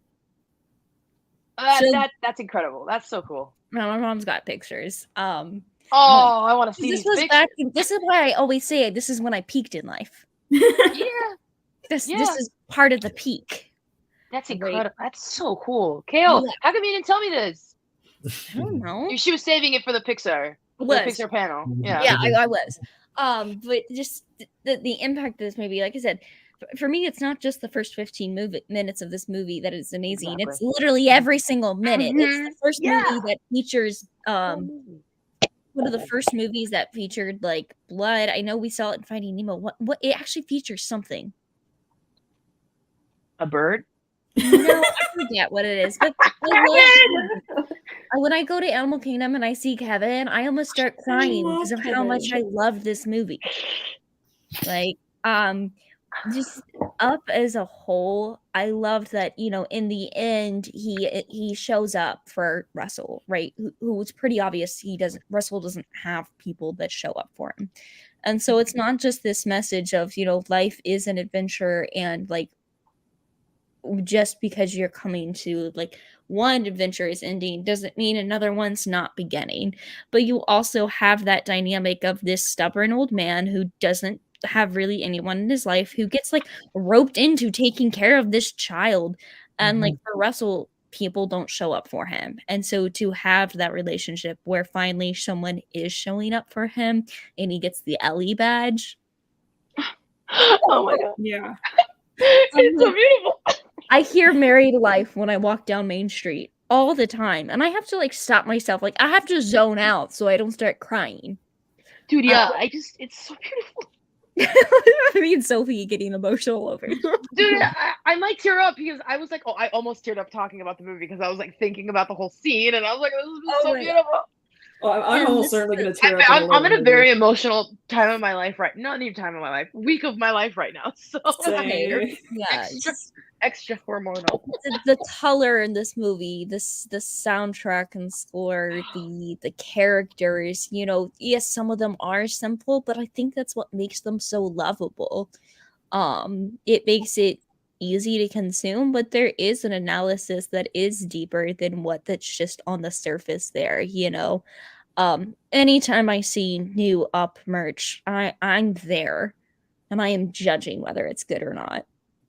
But I will always be biased, especially because my first screening of it was so impactful and it was such a special experience. So I recognize that it being my number one is biased, but I do appreciate the movie for what it is, and I think it's just fantastic. It's S tier. It is number one for me. So I would agree with you on the S tier on that for sure. Absolutely. Mm-hmm. Okay, this is my number 4, I think. I have not seen this one a lot. I've only seen it a couple times, surprisingly. I think a lot of what I remember is like from being a kid, like Sarah said, like being like a little bit bored by it, or maybe you said that for another one. I don't know. I've got things all jumbled up in my head now. I think it's really good. It's just not one of my favorites. I don't really remember much from it besides like the iconic stuff. So. All right, Sarah? Yeah, Up. I haven't seen it since I think high school, so I don't have like a lot of specifics I can comment on. I just know like what everybody has said about like those first like 10-15 minutes. Like it's like it draws you so like into the movie so well, and it's like definitely one of my favorite like movie intros. And then I think this is where I can't really comment as much because those 15 minutes are so memorable that when I haven't seen it in a while, the rest of it just kind of isn't as good to me. But I don't know. I think it's just because I haven't seen it in a long time, because I do still love this movie and I do have it decently high on my ranking. It's just I can't comment on a lot of the specifics. It's Sarah, been too long. You should definitely rewatch it. I'll rewatch it soon. I think it'll make you cry. I cry at everything now. Yeah, but you still didn't cry in that one movie that I told you to watch, and I was like, what? I don't remember. I'm being super vague right now because I don't remember. I remember this happening, but I don't remember what movie. Me neither. Yeah, I'm glad you remember it happening. Well, I think because of where A Bug's Life is placed, I have to put this at D tier. What? Up at D tier? What? Have you? That's like your first bad take. That is an insult. Yeah, no. That's not, no. Because I like A Bug's Life more, so I have to put it in D tier. No. Well, it's S. No. Cars more than this too. I don't think. Oh my god. I don't know. I would just. What tier would you put it on, regardless of where the other That's movies well. are? So I put A Bug's Life on C. I would put Up in C as well. Okay. Yeah. I feel like it's more fair to judge it based on that, because I like Everyone Wall-E put it less in than I like S, so Cars, at but I least still that's an think A. Wall-E. I have it at Okay. So if Kayla and I both have it at S and he has it at D, I'd say A or B. Okay, so we got B as in the lead then. well, I'll both say- of our S's are pretty big anchors. Yeah, because Kale The has D it kind for of- number 1. Yeah, I this is think my the D number would one movie. Cancel out the other S. I feel like it would be either an A or Sarah, B. Wait, where what, did you Sarah? Where put would it? you put it? I personally have it at top of A. Okay. Ooh. Okay, so this Because would I either think go it's an top A of tier B then. or it's- bottom A. I think it's bottom A then. Okay, Probably. So- I'm okay with that. Yeah, it's not in D. Matthew. Oh my god, I was like, Just dude, all of us, just what- like the shock. what did Carl do to you? That was me. I'm sure he's saying the same thing to us in his head about a Bug's About Life. Bug's Life, yeah. Oh, Okay, we will go to Toy Story movie's so 3, starting with Sophie. Another Toy Story movie. We'll keep it short. what? Me? Yeah. Yeah. Oh fuck, Toy Story 3. Oh my god. I watched this in Philadelphia right after watching Twilight Eclipse. Nice. The weirdest double feature we've ever done in my life. 2010. I think you mean best double feature. Was this in Philadelphia? No, we watched this one in Boston. We did okay, so me and my family, we did this whole road trip from Miami to Boston, and we watched Twilight Eclipse, we watched Toy Story 3, we watched a bunch of movies around these cities. I think it's really funny that we watched Twilight Eclipse at Toy Story 3. Like I mean, two completely different movies. But my god, when I watched this in theaters, oh my, this movie, the whole like escape in the end, I thought these toys were gonna die. Like I had a panic attack when they were in that garbage disposal, I was thingy, sobbing. holding hands. I was like, this can't happen. Dude, I sobbed twice. That part, and then in the end when Andy was like talking about Woody and God. giving him up to Bonnie. And Bro. he started playing with her. Hold on, partner. Dude, So Long, that song by Randy Newman, I listened to that. So this is 2010. 2010 is the year that I got super into film and film scores. So Long was one of the first songs I had downloaded, like listening to film scores, and it just, oh, it's so beautiful. It made me like super emotional, and that whole scene was lovely. I mean, I'm a big fan of the whole Sunnyside daycare part of the toy world. I thought that was really interesting. I really love Lotso as a villain. I think he's an incredible villain. With he's got a lot of different motives. He's really evil. I really like his backstory as to why he was the way he was. I think his clan is pretty cool. I like the introduction to those toys. This entire movie is just incredible.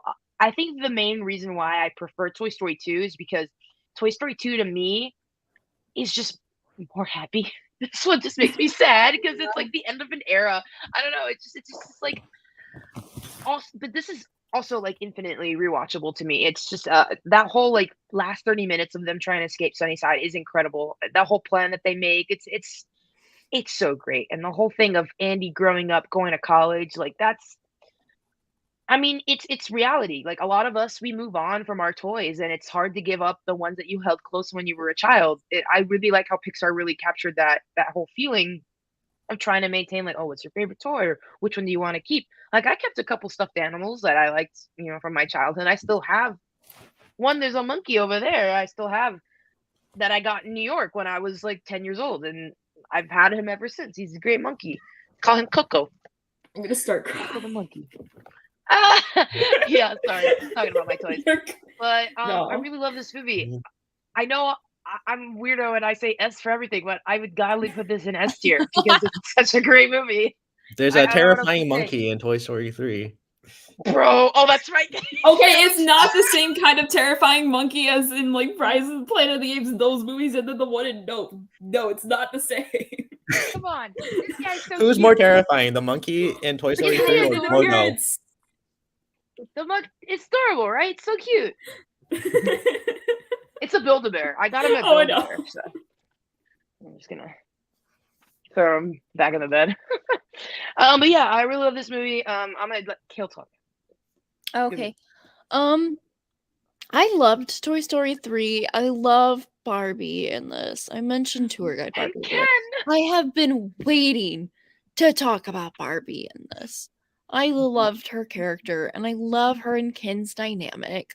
I think Lotso is like just like this bitter, he's a bitter character because of the experience that he's gone through. And he's seen other toys go through that too. So I like don't think that he's irrational as a character, right? It's just I'm not really gonna add anything outside of what Sophie said. I wouldn't necessarily put it in S. I would probably put it in A tier. I just love all the introduction to these new toys, and even though it was, advertised as the last movie in the franchise, I really enjoyed this movie and like how the characters, they stuck together and like they were willing to die together. I know, with holding hands. Ah! Okay, anyways, I don't really have anything else to add, but I would put it in A. Okay. This is well, I've already said like the Toy Story franchise in general is like one of my comfort movies, but I've watched this one a lot because it's like I don't know that I probably did, but this is like just like one that I like fondly remember watching in the car on like car rides and stuff everywhere. Like volleyball games, volleyball tournaments, practice, that kind of stuff. And yeah, it's just it was before let's pretend like Toy Story 4 doesn't exist. It's a great ending to the trilogy. It felt like it really wrapped up everything, and I was really upset when they made a Toy Story 4, even though I've come to enjoy Toy Story 4 a little bit more. But yeah, it's just one of my all-time favorite movies again, and I would also put it in S tier. Sarah?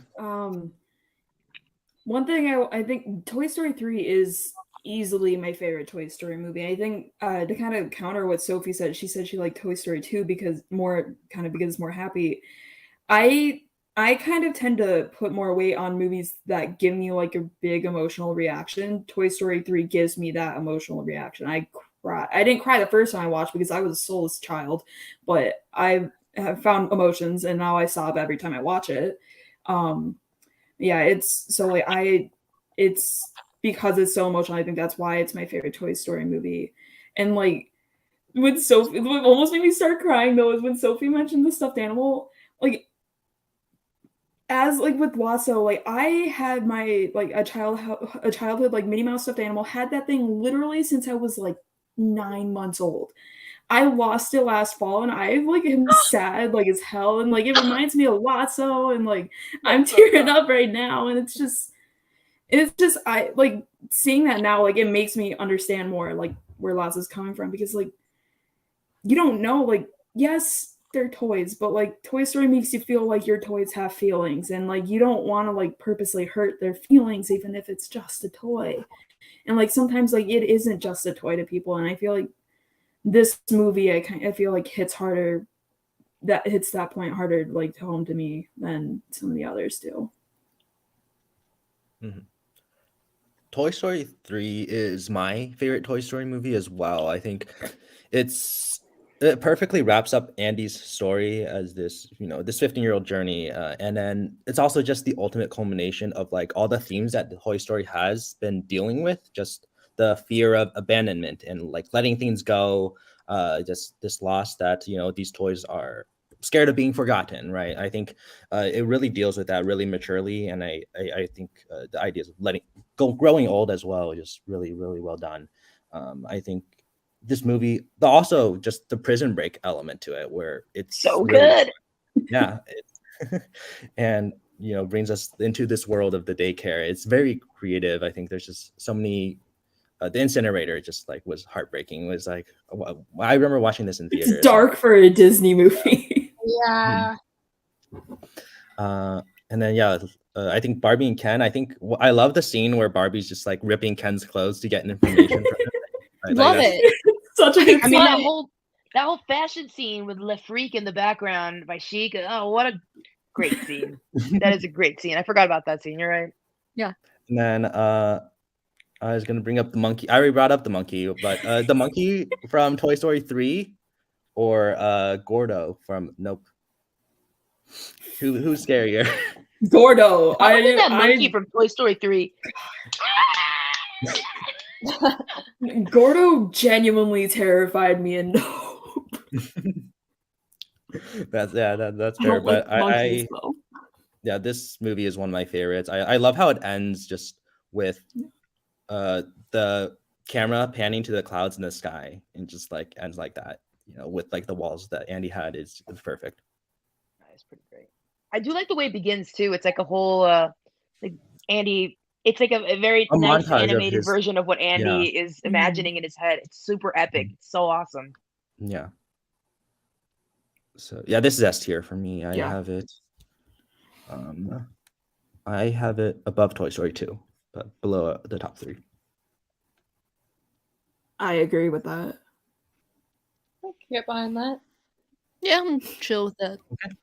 All right, I think we'll put it there then, and then we can move on to Cars 2. Kale, start us off.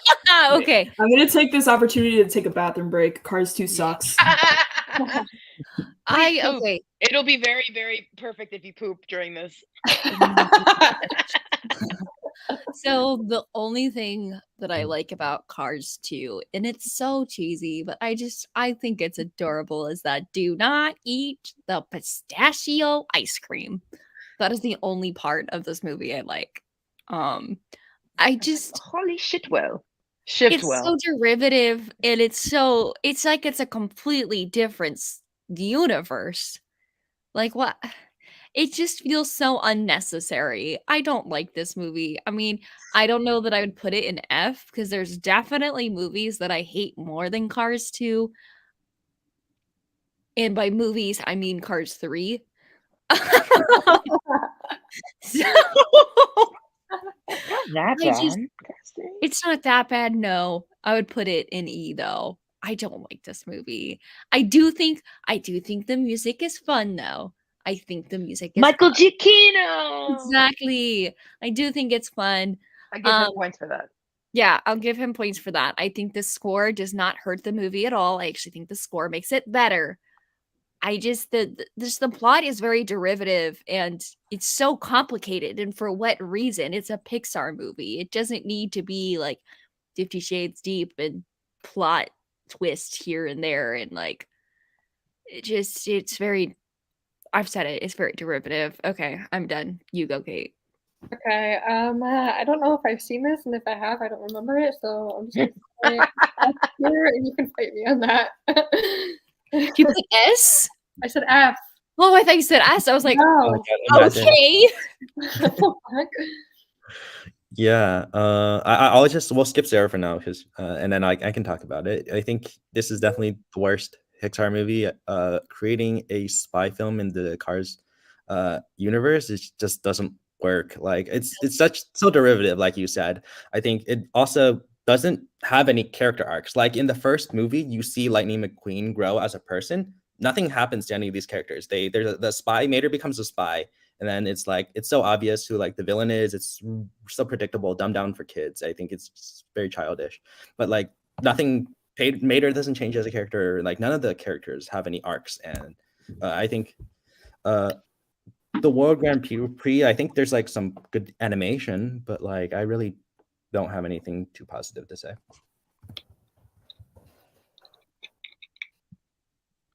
This Sarah, movie's you can- ass. you can go. I'm done. F. Next. F tier. F tier. I think we all Alright. agree. Okay, I think we're all content with that. God, this movie's Brave. We'll go to Brave. Kate, we'll start with you. I love this movie. I don't think it's like great, but it still holds a special place in my heart. And the soundtrack, just gets me every time. I love it so much, and the theme behind it. And yeah, I'd say like a solid A or B. I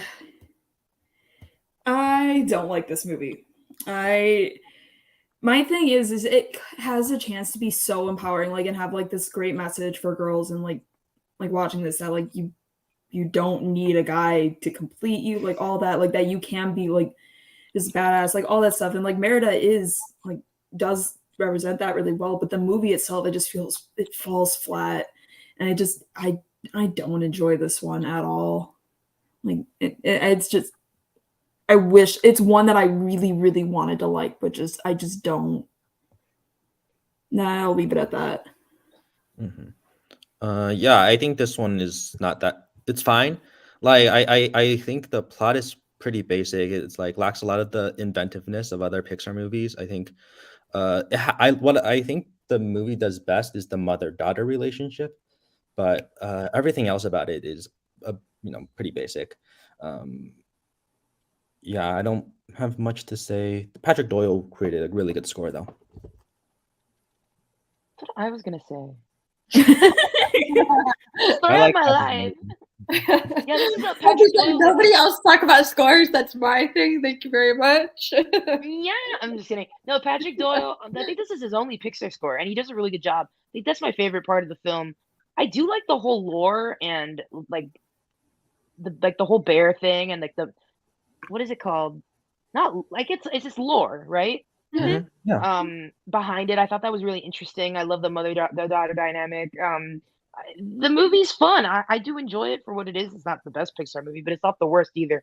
It's pretty in the middle for me. Yeah. But I do definitely enjoy it. The animation is beautiful, and the score and the soundtrack are very good. And I think the three little kids are hilarious. The twins. Yeah, it's fun. I like it. It's a good movie. It's just not the best. So I would also pretty say the movies on like the higher range of the mid Pixar movies for me. yeah. I love I kind of agree with Sarah that it does fall a little bit flat in its, initial message of be your own hero, decide your own fate. And then it switches into this mother-daughter dynamic. So I feel like if it kind of would have focused on one or the other just a little bit more, the message would have delivered better. That's really my main critique of this movie. I do absolutely enjoy the mother-daughter dynamic though that you see because I know I can relate to this at least of yes, sometimes our parents can hear the words that we're saying, but they don't always listen, right? And they feel the same way about us. And it's this tension and dynamic that sometimes like in this lore, right? There needs to be an intervention, right?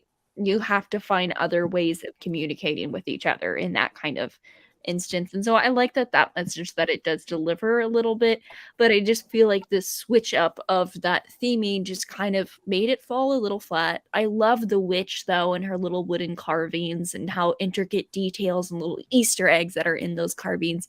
I loved that detail. And I loved the little spirits of the forest and just the The sound wisps. That's what they're yes, called. wisp. Yeah, the wisp. I love those wisp in the forest and just how you feel like you are in this time period with them when it comes to the score in the sound mixing. So I think that really delivers well. And her hair is animated so well. Oh my gosh, her Mhm. hair is just absolutely stunning. And I think that was really a defining trait of the movie is her hair. We even see it at Epcot in the fireworks show. Her hair is literally just on the screen. So Yeah, this is one of the weakest Pixar movies. I put in E tier. It's not as bad as Cars 2, but like because it's on the lower end, I'm gonna put it in E. I would put it either D. D above Bug's Life probably. Or honestly, I don't care. You're D. gonna put Brave below Cars?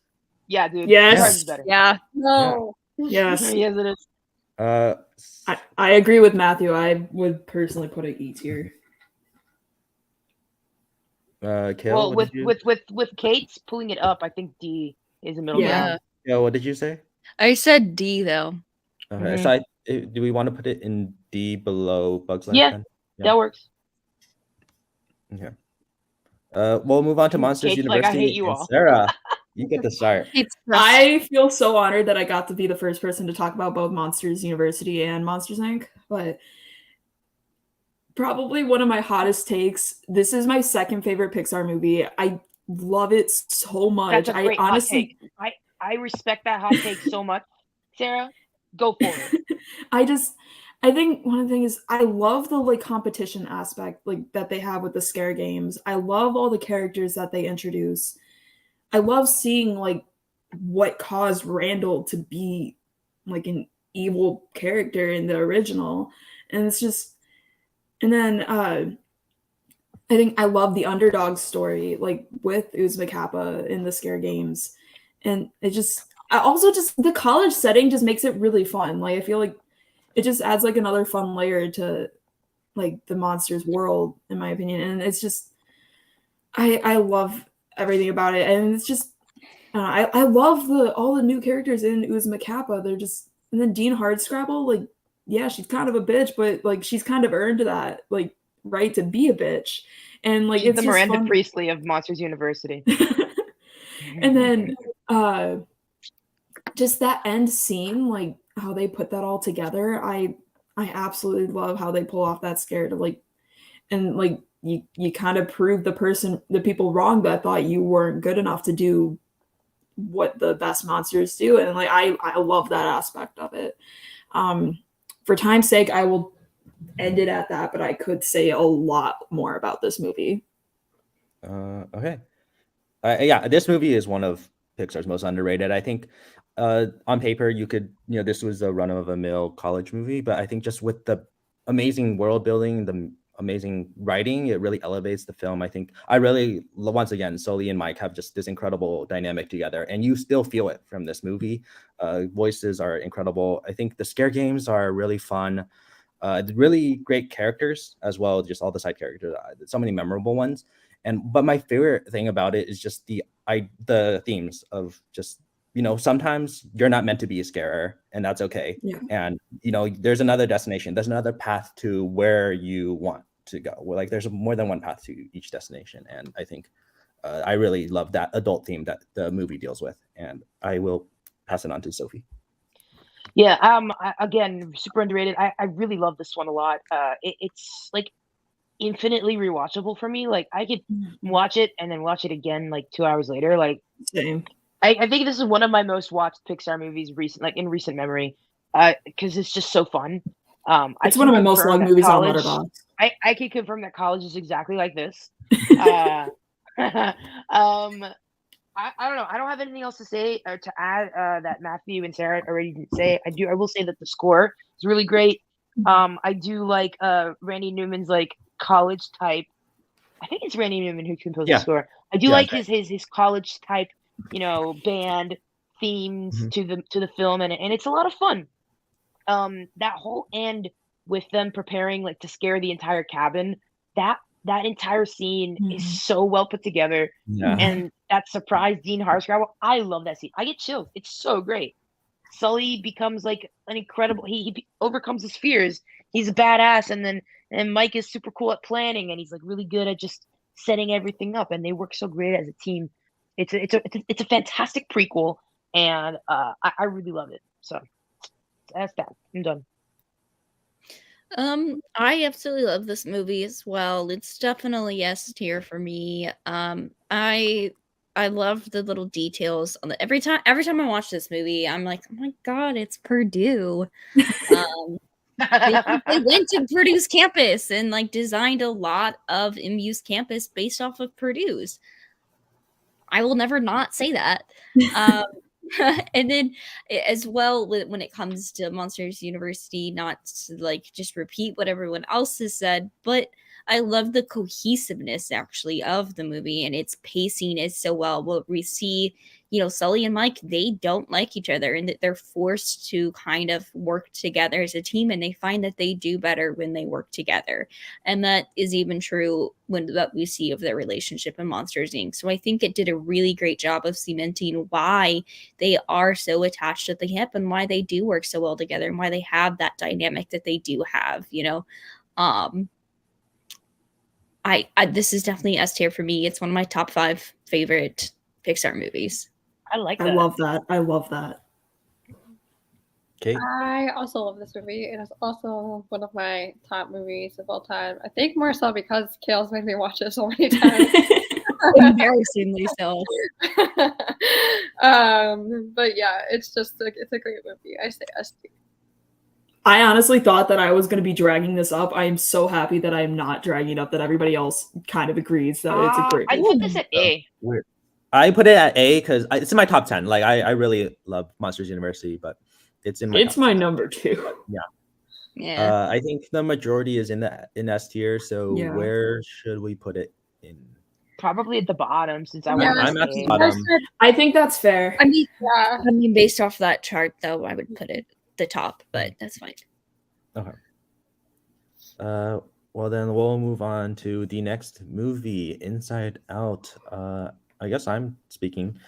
This is just another great Pixar movie. I think it was like really a just return to form of like what they did in the 2000s. I think just this really incredible, it's really inventive idea of like, these emotions in your head, but like, you need to sometimes, you know, you can be happy and sad, like multiple emotions that are felt. And I think that's really special. And like the way it deals with these themes is really incredible. The way they visualize it in animation is using it to its advantage. It's just amazing. I think the way that like sadness and joy can go hand in hand, just like when they're in the group, you know, it really is great. I think also just the idea that like it's not healthy to bottle up your emotions. You know, you can't pretend to be happy 24/7. Like Joy in the movie, you know, Joy is taking control of everything, but like you can't feel happy all the time. And I think that's a really special message, that like emotions like are necessary as humans, and you know, you can have multiple emotions at the same time. And also just the scene, my favorite scene is just like when Riley runs away, but then she comes back home and like hugs her parents. It's just like one of the best scenes. So yeah, Sophie. I love this one. This one's really great. I cried also watching this after Bing Bong kind of leaves Joy, and Joy continues to continue her mission, get back to headquarters. I think I don't know why, but the scene that I remember the most, because I haven't seen this one a lot. I think I've only seen this one maybe 3 or 4 times. Watch it more, please. Watch it more. Yeah, no, but I love it. There's a scene where she has to reprint all the Canadian boyfriends. It makes a tower of Canadian I love that boyfriends, scene. and she uses it. I would do anything for you. It's so funny. It's so great. No, I really love how creative this movie is. I love seeing all the emotions in everyone's head, not just Riley's, but everyone else. I wish they explored those a little more, but obviously this is a movie about Riley. I love the different lands for her personality. I thought that was super cool. Yeah, no, this movie super great. It's for 2015. I really like it a lot. And it's not my favorite, but I think it requires me to watch it a little more just to appreciate it fully, because I haven't seen it a whole lot. I remember watching it in the theaters with my sister, and I said, "Oh my god, that was so good!" And my sister was like, "This is the worst movie I've ever seen in my life." She hates it. She thinks it's the worst thing ever, and I'm like, "What is wrong with you?" I'm I don't know. offended. This woman has such hot takes. It's crazy. She hates this one, and she hates something else too. That's like, what? Oh, we'll get to Toy Story 4. That one's really funny. I have a whole story about that one. But yeah, Michael Giacchino score for this one is beautiful. I really love how Bundle of soft it can be at joy. times, but also how fun and joyful. It really plays in tune. That's different emotions. Like he kind of blends them together. I wanted to say something about both Sadness's hair and Joy's hair, because I realized that in Riley's head they have the same color, and I didn't know if it meant anything, because in everyone else's head they had like all their own different kinds of, you know, personalities. But I thought that brought unity into both of their characters, since they have the same color hair. Since Sadness and Joy kind of go hand in hand in life, you know. Eventually, I thought that was pretty cool. Something that I noticed. We'll go to Kale. I love this movie. This is great. Yeah, I like this movie too. I think it's kind of on the lower end of the movies I love, so like higher end in the middle there. When it comes to like this movie, I like Sophie said, I love the score. You know, Bundle of Joy, that opening song where it's just this light melody, right? And then as like the score progresses, you do get more and more of these emotions as more and more are start taking control of Riley's mind. You talked about like the cohesiveness between Sadness and Joy, and I love the what's the score name? Is it Tears of Tears of Joy? Tears of Joy. Tears of Joy, maybe. Yeah. The Tears of Joy score. I love that because, you know, it's just one of the later songs in the movie. For me, it's really the score that makes such a big impact for me. I love Michael Giacchino. This is, you know, one of back at it again. Back with at it again. Remix. Just a great movie. I don't really have anything else to add though from what's already been said. I just really enjoy this coming of age, but instead of this external struggle, we are seeing an internal struggle. Mm-hmm. Well said. Okay. Literally. This is one of my top movies of all time. It just, I don't know, there's just something about it that really resonates with me, and I don't know why. And I also love the fact that my cousin's a nurse, and she's also said like this has helped. Like, and then also I think I know people who are like psychiatrists or like therapists have said that this movie has like really helped younger children to like really learn about their emotions and express their emotions, or even like to tell other people how they're feeling, and that they use this movie a lot as reference. And so I think that's really cool. And I will say I don't know if anyone else has read Percy Jackson besides Kayla and I. Kayla's making her way through the series, I have. but Bing Bong gives Bob the Titan vibes. I don't know, but yeah, that's all I really have to say. I'd say it's like probably S tier for me because it's one of my top movies of all time. This movie, I think, before I get into like the emotional crap, I think this movie has the most potential to move up in my rankings of like Pixar movies, and it's already at number 5. I think the only reason there's still 4 other movies ahead of it is just nostalgia. And I didn't see this movie for the first time until like late 2019.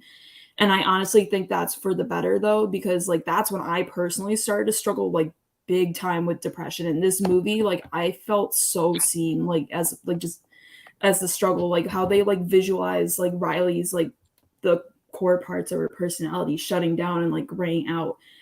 That is such a, in my opinion, such a perfect visualization of kind of like what depression feels like, because you lose that joy for things that you normally love. And like I don't relate as much specifically to like the moving aspect, but just like the representation of depression is just, and just like the struggle, it's just, it hits really close to home. Well said, Sarah. Okay, well, I would put this in A tier. It's a 5-star movie, but in my ranking, I would put it in A. I would also put it in A. A or high B for me, but yeah. Yeah, I would put it above Wall-E. Yeah. I would put it above Finding Nemo personally. Yeah, I would also put it above Finding Nemo. I like that placement, Kate. I mean, Nemo's placed too high for me, so yeah, I'd put it above Finding Nemo too. I think that's a good compromise. I would have it pretty high in S tier, so I think that's a good compromise. Okay, let's Damn, move Up on is to so The low. I Good hate this. Dinosaur. E. I'm moving on.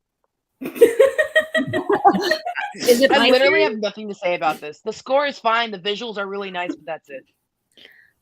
I think this movie is adorable. I agree with the E ranking. I just think this movie is a little bit underrated, and it definitely is Pixar's biggest flop. I think it's really sweet though. Their little dynamic together of just being kids, even with the dinosaur. It is derivative and not very plot driven, and the characters are definitely weak. And I think that's a big factor to why it flopped. E. This is like the only Pixar movie that I was able to get my brother to watch with me. I definitely watched it after it came out, because I definitely didn't watch it in 2015. I think I may have watched it before I went to college. And so I think because of that, it holds a little bit more of a special place in my heart, rather than making it like an E or a D tier even. I'd probably make it a C, compromise behind Cars, or D, but I can definitely see why you guys think that it's like that, but it made me cry, and just like being the one movie that my brother like actually like agreed to watch with me. So yeah. The song Silhouettes was really good. Yeah. Sarah? The movie, boring as hell. Animation, I think, is really well done. Like the stuff with like the lightning bugs, like that scene, I think that's a very beautiful scene, like just visually. But the story is just, I don't like it. It's boring.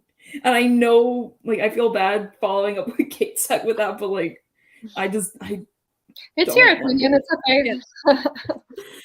Yeah, I would put this in F tier, but Cars 2 is so bad it deserves to be on F tier alone, so I'd say E tier. I think the concept of this could be so much better than what it is, because like the idea that the asteroid missed the dinosaurs, like it could have been really interesting, but it feels a very derivative plot. Like it's very similar to Finding Nemo, I'd say, where like Arlo's journey back home felt a lot like Marlin looking for Nemo without any of the death or like any memorable characters, because like even with the T-Rexes, they're like the fake out of them not being like villains or anything, and then but the actual villains like were really comical and really bad. I think the only thing, and then obviously the photorealistic animation of the landscapes. Oh, it's beautiful. Yeah. But The the only scene that like I could really say like stands out is when Arlo and Spot, they're talking about their families, and so like they can't communicate with each other, and so the way they like visualize that is really beautiful. But the rest of the movie is just really forgettable. So E tier. Yeah.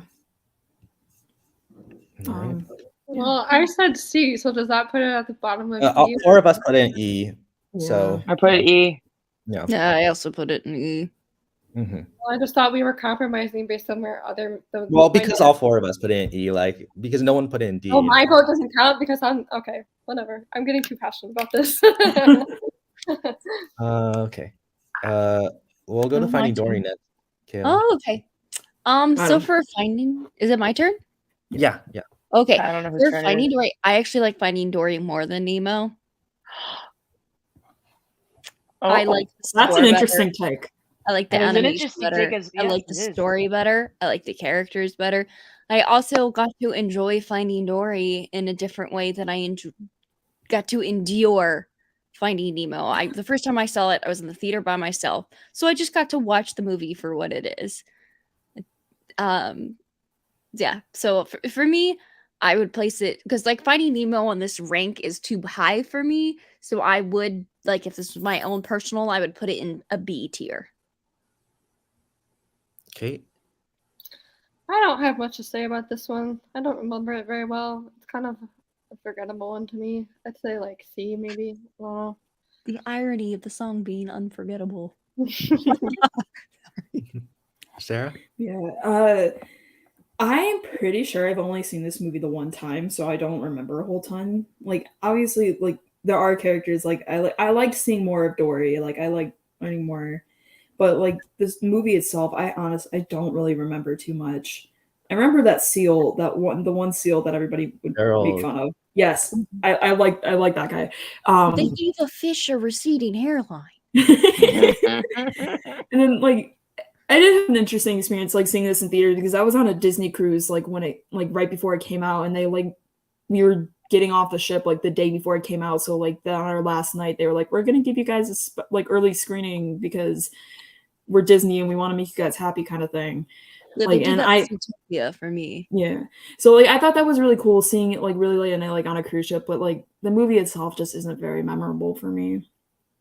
Yeah. It's a perfectly fine sequel. It kind of feels similar to Solo, where it's like answering a lot of questions that nobody asked, but presents them in like speaking to Whale and like all that. But like it's cute. I think I do think there's a lot of heart to learning about Dory and her backstory, and the climax, I think it really falls apart. It's a fun watch. I think the characters are fine. Hank is definitely the best one, but the rest of the characters are, they're a little bit more forgettable than the iconic characters of Also a little underdeveloped, I would say. Yeah, exactly. Yeah. Yeah, this one's fine.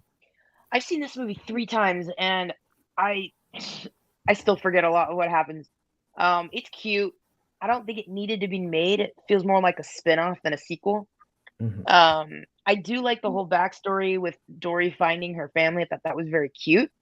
I really love the end with the fish driving the car. I thought that was hilarious. And then all the fish flying out into the ocean in the end. That was so good. But the rest leading up to it, I found kind of ridiculous and boring. Honestly, I think the best part was just Sigourney Weaver making that announcement every 5 minutes. That was hilarious. Thanks, Sigourney Weaver. That was so good. Yeah. Right. Put it in D tier. Yeah, I also put it in D tier, like below Brave. Probably. I don't care where it goes. I put it above Brave, but yeah. Yeah, Sometimes I don't it's care good. where I'd it have goes. it As long top as of it's D below tier. Cars, I'm good. Yeah. Okay. And Well, I let's will just. say again, this is like one of the movies where I'm just like the score. I don't listen to it. I don't know. I love the score. Yeah, I I don't don't even really listen to it. I don't even know if there's any memorable song. I mean, is it Thomas Newman again? Thomas Mhm. Newman, yeah. I should listen to it because I You don't should. really remember much of it. But It's I'll got the go ahead and underwater listen to it. feel. I feel like it nails the underwater movement more. Really? Okay. I'll give it a listen. I have a Pixar playlist, but I have to add. I need to update it. It's very outdated. But yeah, okay, we'll continue. We're almost there, guys. We're almost Yeah. there. We have started picking up the pace a bit. Cars Yeah, 3. I was Let's gonna say yeah. we need to pick it up. Well, a here's little the thing. bit more. We said a lot of what we needed to say for the first 10 because those are Yeah. so iconic. Like, Yeah, I Those are feel like like the there best was a lot ones. more to say about those. right. Yeah. And I'm sure like they know the people in the match like know we're Yeah. doing this, so like I'm sure like we Yeah, can- we'll try our Maybe best they're all to watching. get Tell them them. to all tune in. Yeah. I know Jacob was in the live chat at some point, and so was Albert, but I don't know if people have been watching the whole time. I don't But- know that Kevin's watching. Kate, why don't we go to you for Cars 3? Never watched it. F. You don't really need to watch it. No, I you- mean, I thought it was cute. Like I liked it a lot more than I thought I would, which doesn't say much because I still only have it at like 3 stars, which for me is a really low rating for a Pixar movie. I think I just went into it with such low expectations because of how bad Cars 2 was. But like I did kind of like it. Like I did like to see a bit more of Doc Hudson's like backstory a little bit, but I feel like it does a similar thing that it does in like it's honestly to me just feels too similar to the first Cars in the sense that like you see Lightning McQueen kind of dealing with these setbacks, being like having to like work through setbacks. Yes, they're different setbacks, but it's still kind of that same formula, and like also just the cohesiveness of the trilogy is not existent at all because like you go from like focusing on Lightning McQueen, then the second one being almost entirely focused on Mater and barely focused on the racing and everything, and then the third one it kind of just jumps back into like the racing. I don't know. I do think there's some cute aspects of it, but it's just not good. It could be a lot better. I don't know that it was a super necessary movie. I think it does a good job of wrapping things up in the car story, like Lightning McQueen passing the torch to Cruz, like he's done with racing. Like I think that's a really sweet message of him, especially with how he started off in Cars 1. But yeah, I think the story is very derivative. I think it follows a lot of similar beats of the first movie with the racing. But I think adding electric cars keeps it a little bit interesting. I like the movie, but it's not too special. Yeah, I agree with Matthew saying. This is the first movie that I ever went to go see by myself. It was in 2017, and it was in Chicago, and I was doing my internship, and I walked over. I brought food with me, and I went by myself, and it was actually pretty cool because I counted the amount of times that Lightning McQueen said "wow." I still have the note on my phone. It was like 6 or 7, I think, which was a good amount. This is the Cars 2 that should have been Cars 2, but it was Cars 3 because it kind of just ignores the fact that Cars 2 existed and kind of just picks up right after Cars ends. It's like the sequel trilogy for Star Wars. It ignores that The Last Jedi happened. I actually think this movie's fine. It's not amazing, but I agree with Sarah. I like the whole backstory of Doc Hudson. I thought that was a really interesting touch. I like the introduction of the new Cruz character as a trainer. I do think it's a little ridiculous that she got to race in the end because she's a trainer. Like racing is a whole different thing. But I did like the mentorship that McQueen had with the trainer. I thought that was really nice. But that's about it. There's not really a lot. I did like that monster truck fight in the middle of the movie. That was fun. But that's it. Honestly, it's not there's not a lot to it. It's enjoyable. I wouldn't go out of my way to rewatch it anytime soon unless I'm doing like a Pixar marathon. Like I'd skip this one if I'm watching like all the movies. So I probably put this at like E. I don't Yeah. have opinion. I did not finish this movie. I watched the first 10 minutes and I was so bored. I I have. couldn't finish I would. it. I was like, I don't like this at all. So I've never finished this movie. So I don't care where it gets put. I would put it in D. I think it's above Finding Dory, but below Bug's Life. Sure. Maybe I'll give it a second shot. Sarah, I don't really care where. I just know I personally would have it somewhere in Yes. D tier. in my personal overall. ranking, this is like where I would put it between. Yeah. And then Okay. Yeah. Well, Kate and I are Coco, just we're like, we will "Ugh." go ahead and start with Movies. Sarah. Oh, we're going faster now. Okay. Coco, I've only Right seen now? Coco one time. This is like a lot of later Pixar is like I never saw like right when it was released. So like this kind of continues that trend. But like I absolutely loved this one. I kind of wish I had seen it in theaters so I could have seen it on like a big screen.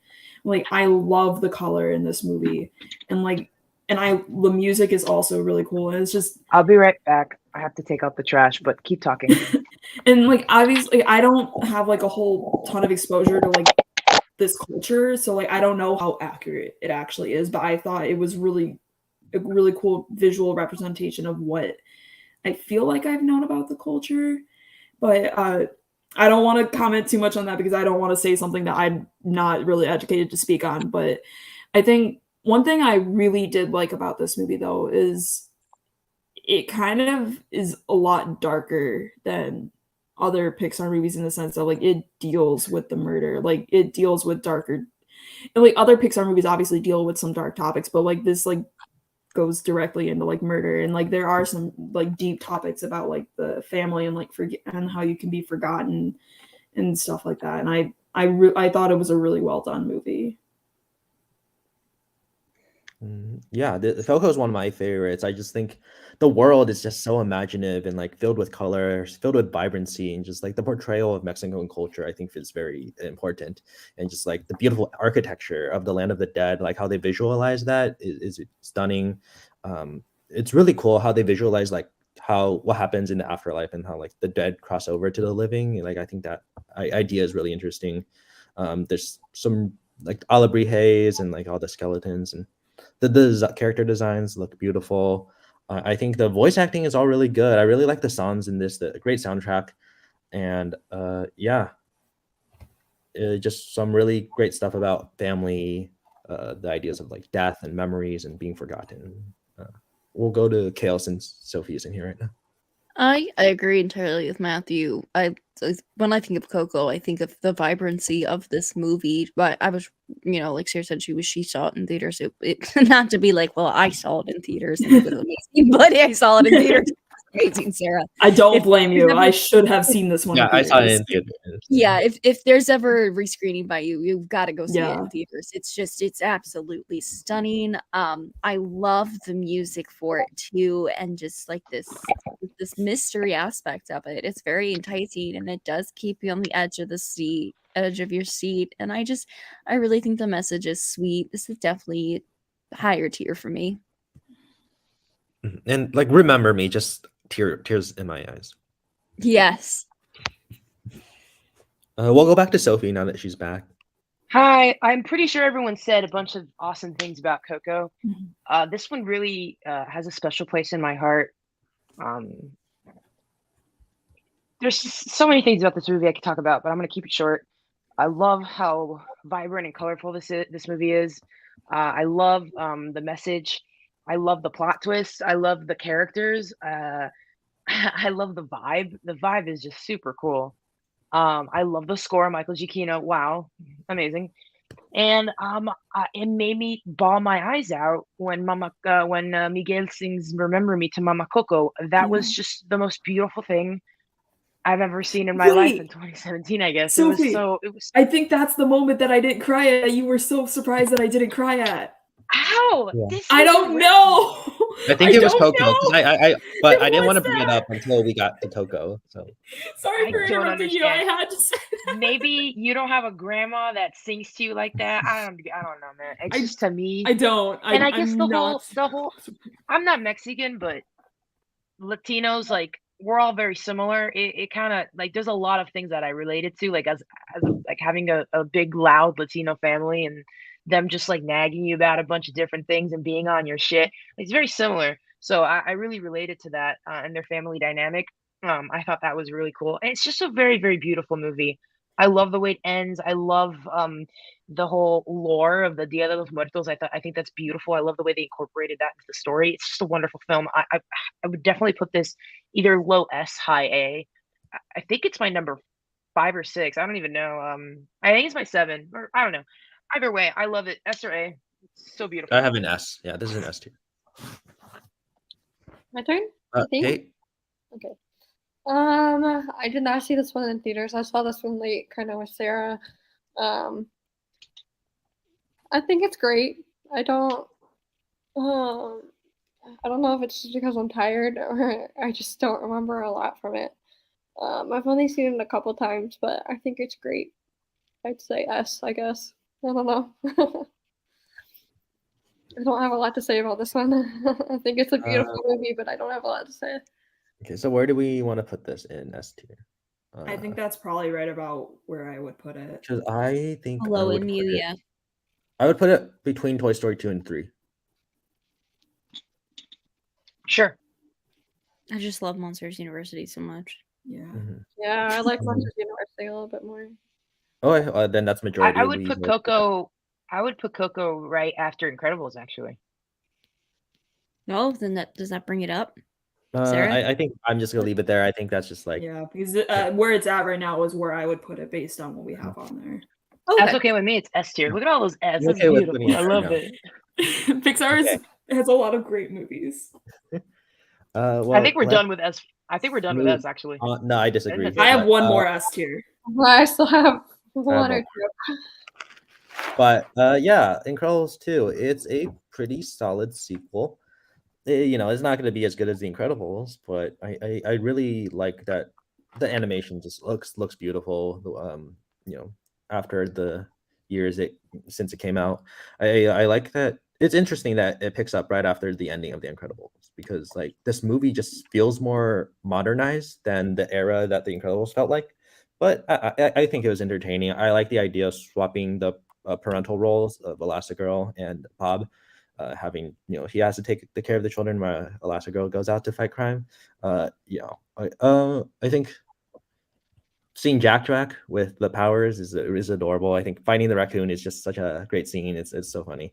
But yeah, I think the villain is fine. She's definitely the weakest part of the movie, but like, and her name is Evil Endeavor, so it's not like predictability wasn't a downside to it. But Dude, Evelyn and Helen had so many like moments in the movie. Yeah. Thank you for Yes. saying it, Sophie. Mhm. So many. I knew someone would agree with me. I was just like, Yes. what are the vibes here?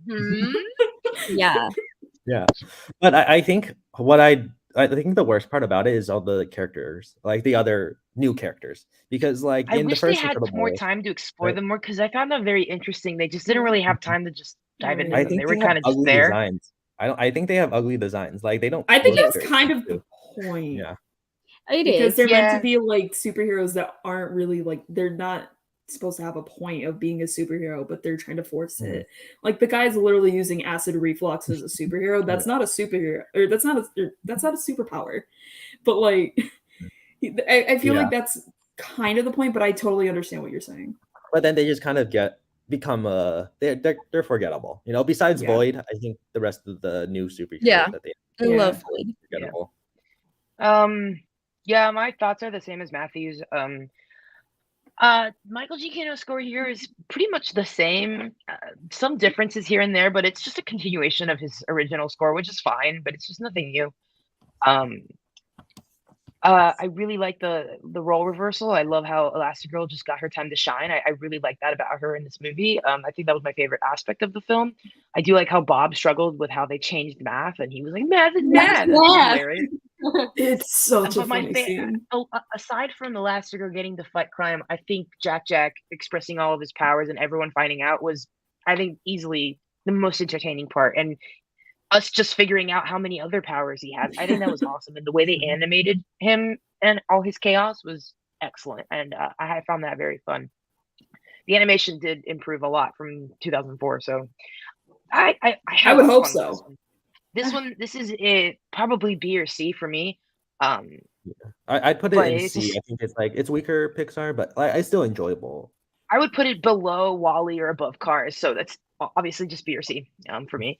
I like it. It's a lot of fun, really good sequel. I haven't rewatched it in a while, but it's always fun to revisit. I can have a little double feature with this and Incredibles, with Incredibles and Incredibles 2. So here we go. I agree with the placement. I do find I enjoy the role reversal, but I find, and I think that's the point of it, is her being the superhero is performative, right? Because she's basically bought out by a corporation, right? So it's supposed to reflect that way. I feel like that's the only way I can rationalize it. It feels a little bit forced for me to make her the main character. I'm not saying I didn't like it. I just don't think it translated as well as I wish that it could, because I get the message and I get the point. I just don't think they really translated it that well. And I think the villain is weak, and I do think those new characters are weak as well, except for Void. I love Void. She's, our self-insert almost for the audience. But I think it's fun. I don't really have anything else to say. I love this one just because of how much I love Incredibles. So I would say I would compromise on B, but I would not put it at C. Like, I will fight you and I will not put it at C, but I will compromise and put it at B. But yeah, it's one of those movies where I'm like, oh my gosh, we waited so long for this and it's still so good. And I'm just like reliving everything that happened at the end of The Incredibles. And it's like 13 years later and it's like hits so different now when I'm an adult. And it's great. Elbowing children out of the way. That was Kate. Literally. Yeah, this is interesting one. Because there's a lot I love about it, like what people mentioned with Jack, and then like the kind of swap dynamic, and then also the scene with Bob struggling with the math. But like my biggest issue is, like, honestly one of my least favorite things in like almost any Pixar film. It's so predictable. Like, it's so predictable. Like, from the second like they introduced Evelyn, like, she's the villain. Like, like, Yeah. And I feel like an idiot because I was like, what? and like, I think sometimes I feel like you can kind of, like, some movies can kind of be okay with being a bit more predictable, but this one, I couldn't really get past it. Like, it's like, I think it was on purpose because they literally named like their right. name. That's why I'm like, but like they made it seem so obvious, but then at the same time they tried to make it seem like it was some huge reveal. So I couldn't really tell what they were trying to lean into with that. Like, if they were trying to make it super obvious, or if they wanted to like make it be like, oh, who's the actual villain here, and then like have this big identity reveal. Like, I think that's where I struggle with it, because it doesn't seem like they can really make it. They made a solid decision on which direction they wanted to take that. Like, I did really like the animation of the scene though, where like the room with like the flashing lights. That was a really cool looking scene, I do think. But that's all I really have to say about this. I think the animation of the motorcycle is also just incredible. Yeah, I love because with the usage of Elastigirl's power, is like how they can make it a little bit different is pretty cool. Yeah. I have it in B personally. I have it in C. I have it in B tier just because I do still. I would put it below Wall-E. Yeah, definitely below Wall-E. I agree. I can get with that. Okay. We will put in B below Wall-E, and we'll move on to Toy Story 4. I think we start with Sophie. Before we move on, I wanted to bring up Cameron saying Monsters University S tier. I guess I should watch it. So yes, you should, Cameron. Personally, I would put A tier, but everyone else voted S, I guess. So okay, so Toy Story 4. I don't really have much to say about it. I did cry a lot in the end when Woody kind of said bye to everyone and went off with Bo Peep. Go Woody, live your life. But I am conflicted because that basically kind of just goes against his entire principle in the entire trilogy. I've learned to accept it. It's fine. It's more of like a spinoff than a continuation of Toy Story 3, whatever. But I watched this movie with my sister, and we're like bawling in the end, and we're crying. But my sister's crying at a different reason. She's like, I hate this movie. This movie's stupid. It completely defies everything that Toy Story 3 stood for. I recorded her. She's like hysterically crying and yelling. Wait, I think you've shown me this before. Dude, no, it's so funny. I have a video of her just like, this is the worst movie in the world. Don't go see Toy Story 4. It's terrible. It was so funny. She was being such a drama queen. It was hilarious. I'm just like, I liked it. It was good. It's definitely the weakest Toy Story movie.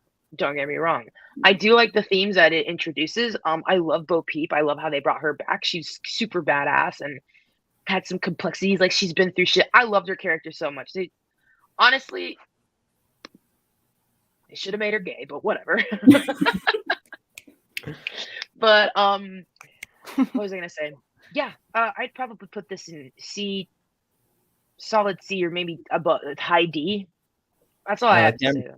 Cameron says that Toy Story 4 is good, but still unnecessary for the franchise. Yeah. It's like an epilogue. I mean, yeah, it's kind of just like that's what it says. It's like a spinoff. I don't really consider it a part of the trilogy. It's kind of just like, oh, we're just gonna add this Toy Story movie because we can make money from it, and I know everyone will watch it. Whatever. Forky's stupid. Hey, I love Forky.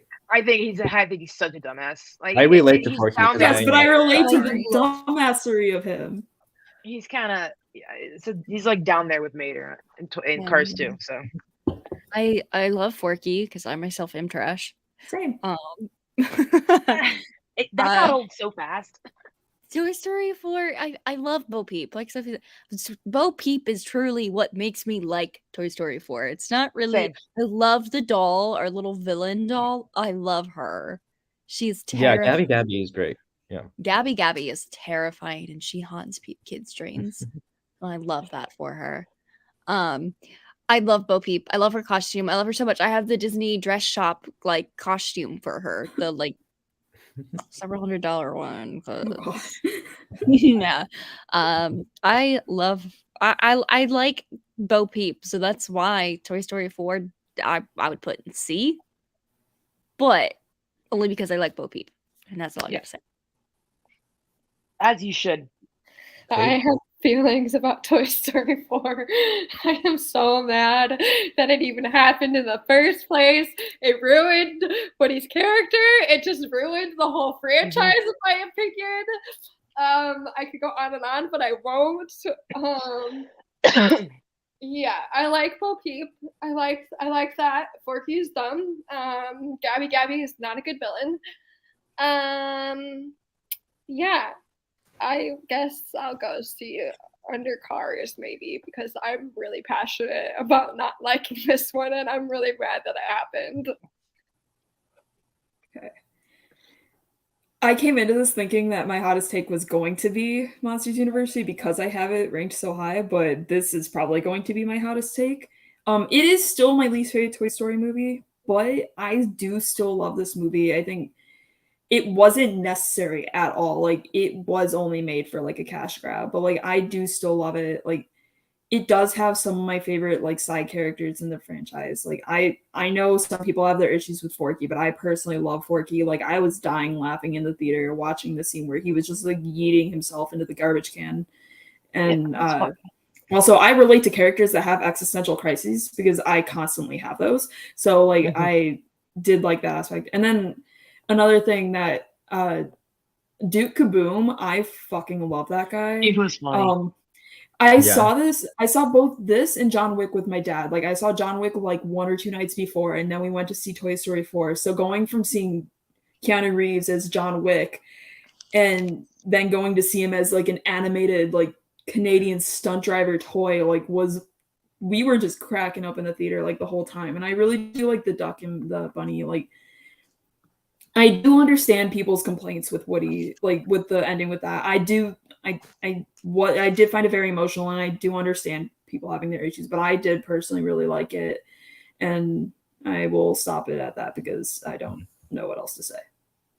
Yeah, no, I think it this definitely feels unnecessary, like an epilogue, but I do think it's a perfect ending to Woody's story, just how he grows as a character throughout all these movies. And then, from the beginning, like Bonnie, like doesn't want to play with Woody anymore. And then when he runs into Bo and they, re-encounter each other and they're just dynamic together, he learns that like he's able to live by himself. He doesn't have to cling to this human. I think that's really important to his character, and I just love it. The worst part for me is how they treat Buzz. I think Buzz is treated as this idiot. I and hated that so I much think too. that's Yeah, I definitely agree with usually you. the worst part, but I do think it is perfect. He's so to much end smarter than Woody's what he story. was in this movie. Like, what did they do to this character? They nerfed him. So Exactly. Yeah. And I also do like the introduction of Forky. I think the existentialism that he adds to this franchise is also just, it adds a lot. I like it. And then I was gonna, yeah, Gabby. I like Gabby as a villain. I think she, wants this voice box just because she wants to be played with, and I really like that to her character. And then at the end, when like a character picks her up and finds her as a toy, I like her ending as well. So I have this in B tier, but underneath Wally, because Wally's really good. Nah, it's I C. have this probably in like low C, high D. Low C. Yeah. I personally understand all those, but I have it in A tier. Oh my god. I think Compromise put it high C. Is that good? Well, I know I have it in A tier, but like everybody else has it in C. I have or it in lower. B. Oh, you had it in B, then Someone never else has mind. it in C. I think Okay, high C is I can totally I compromised. I think can high do C. above Cars.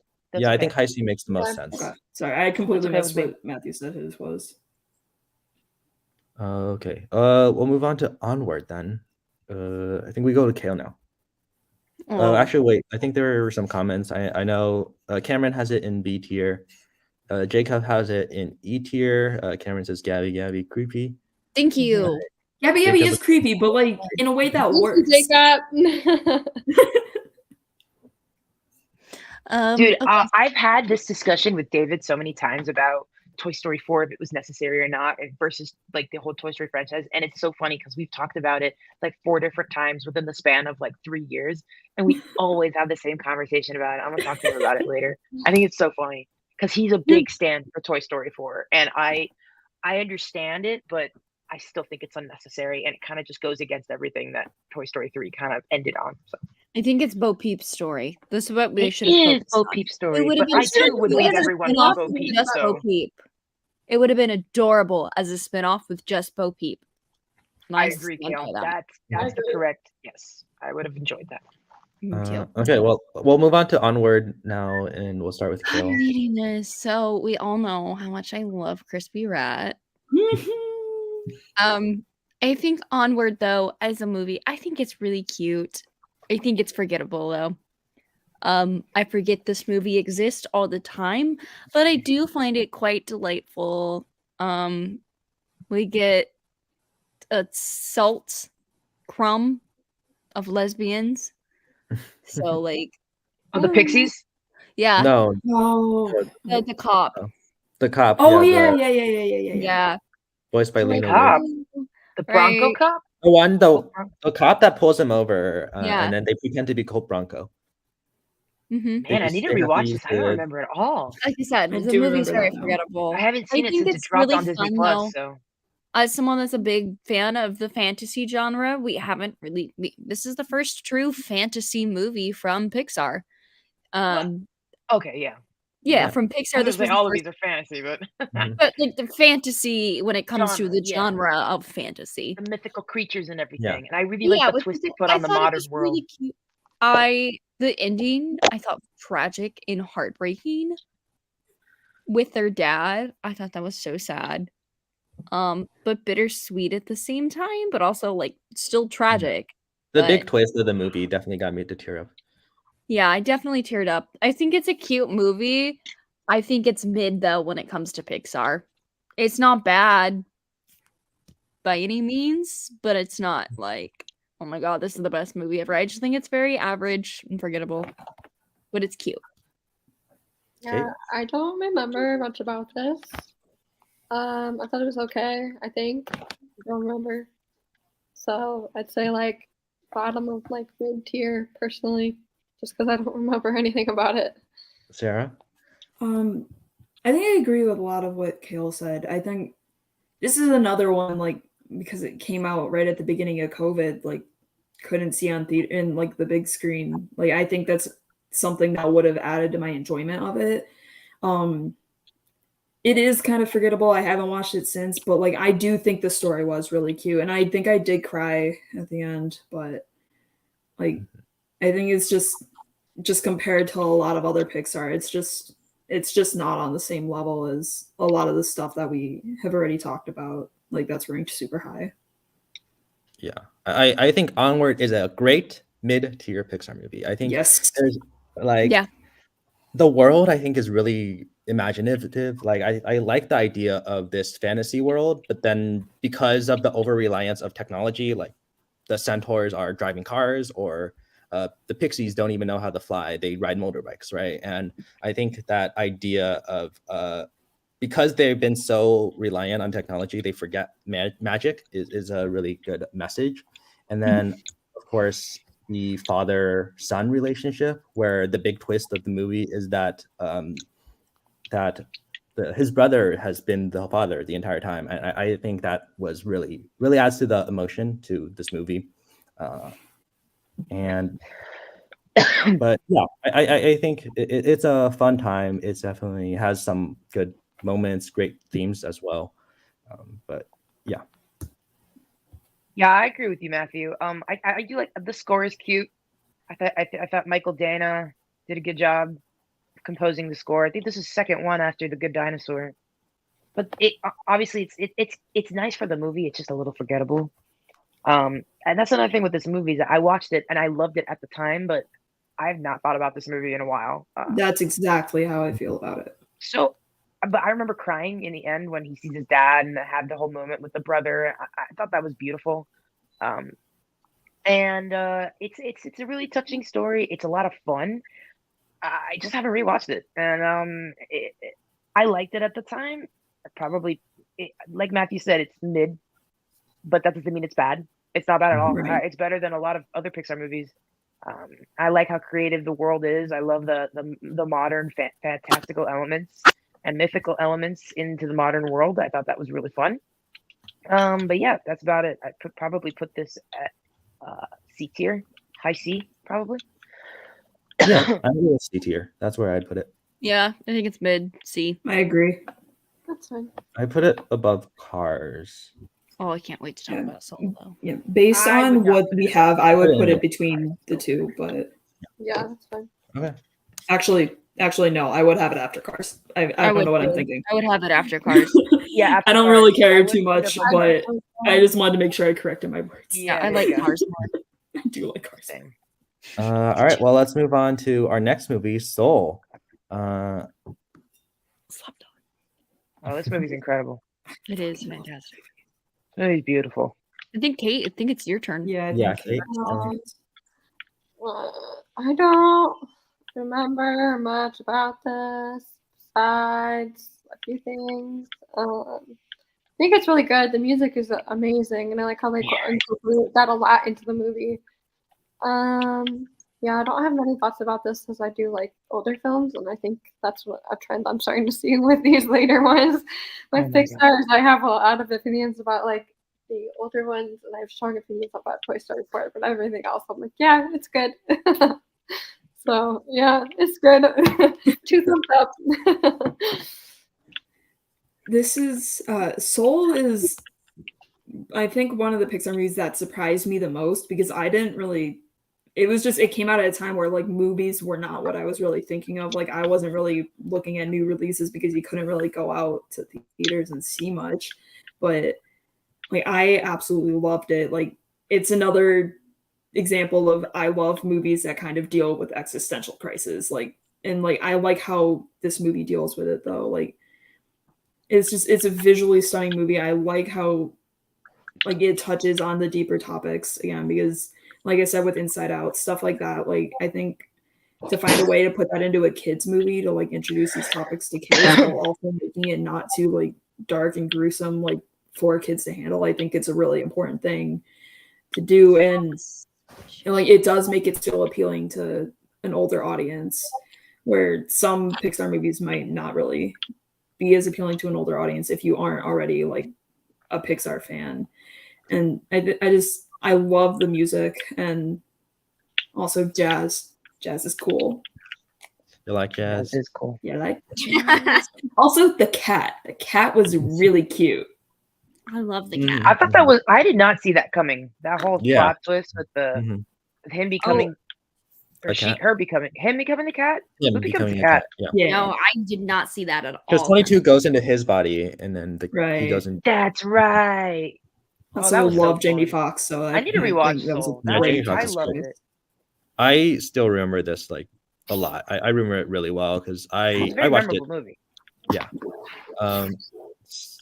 I think just the way it tackles these subjects like existentialism, death, and then also just like what your aspirations are and how you kind of, doing what you love and all that, I think is really amazing. I think looking at life in a different way, like appreciating those small things, I think is really special. I think the use of jazz, this is one of my most liked reviews on Letterboxd because I talked about how jazz is very important to the story because it's like life is, it just keeps moving. Jazz is very like free flowing, it's improvised, and so you never know each jazz piece is different, just like how life is, and I think that adds something really special to this movie.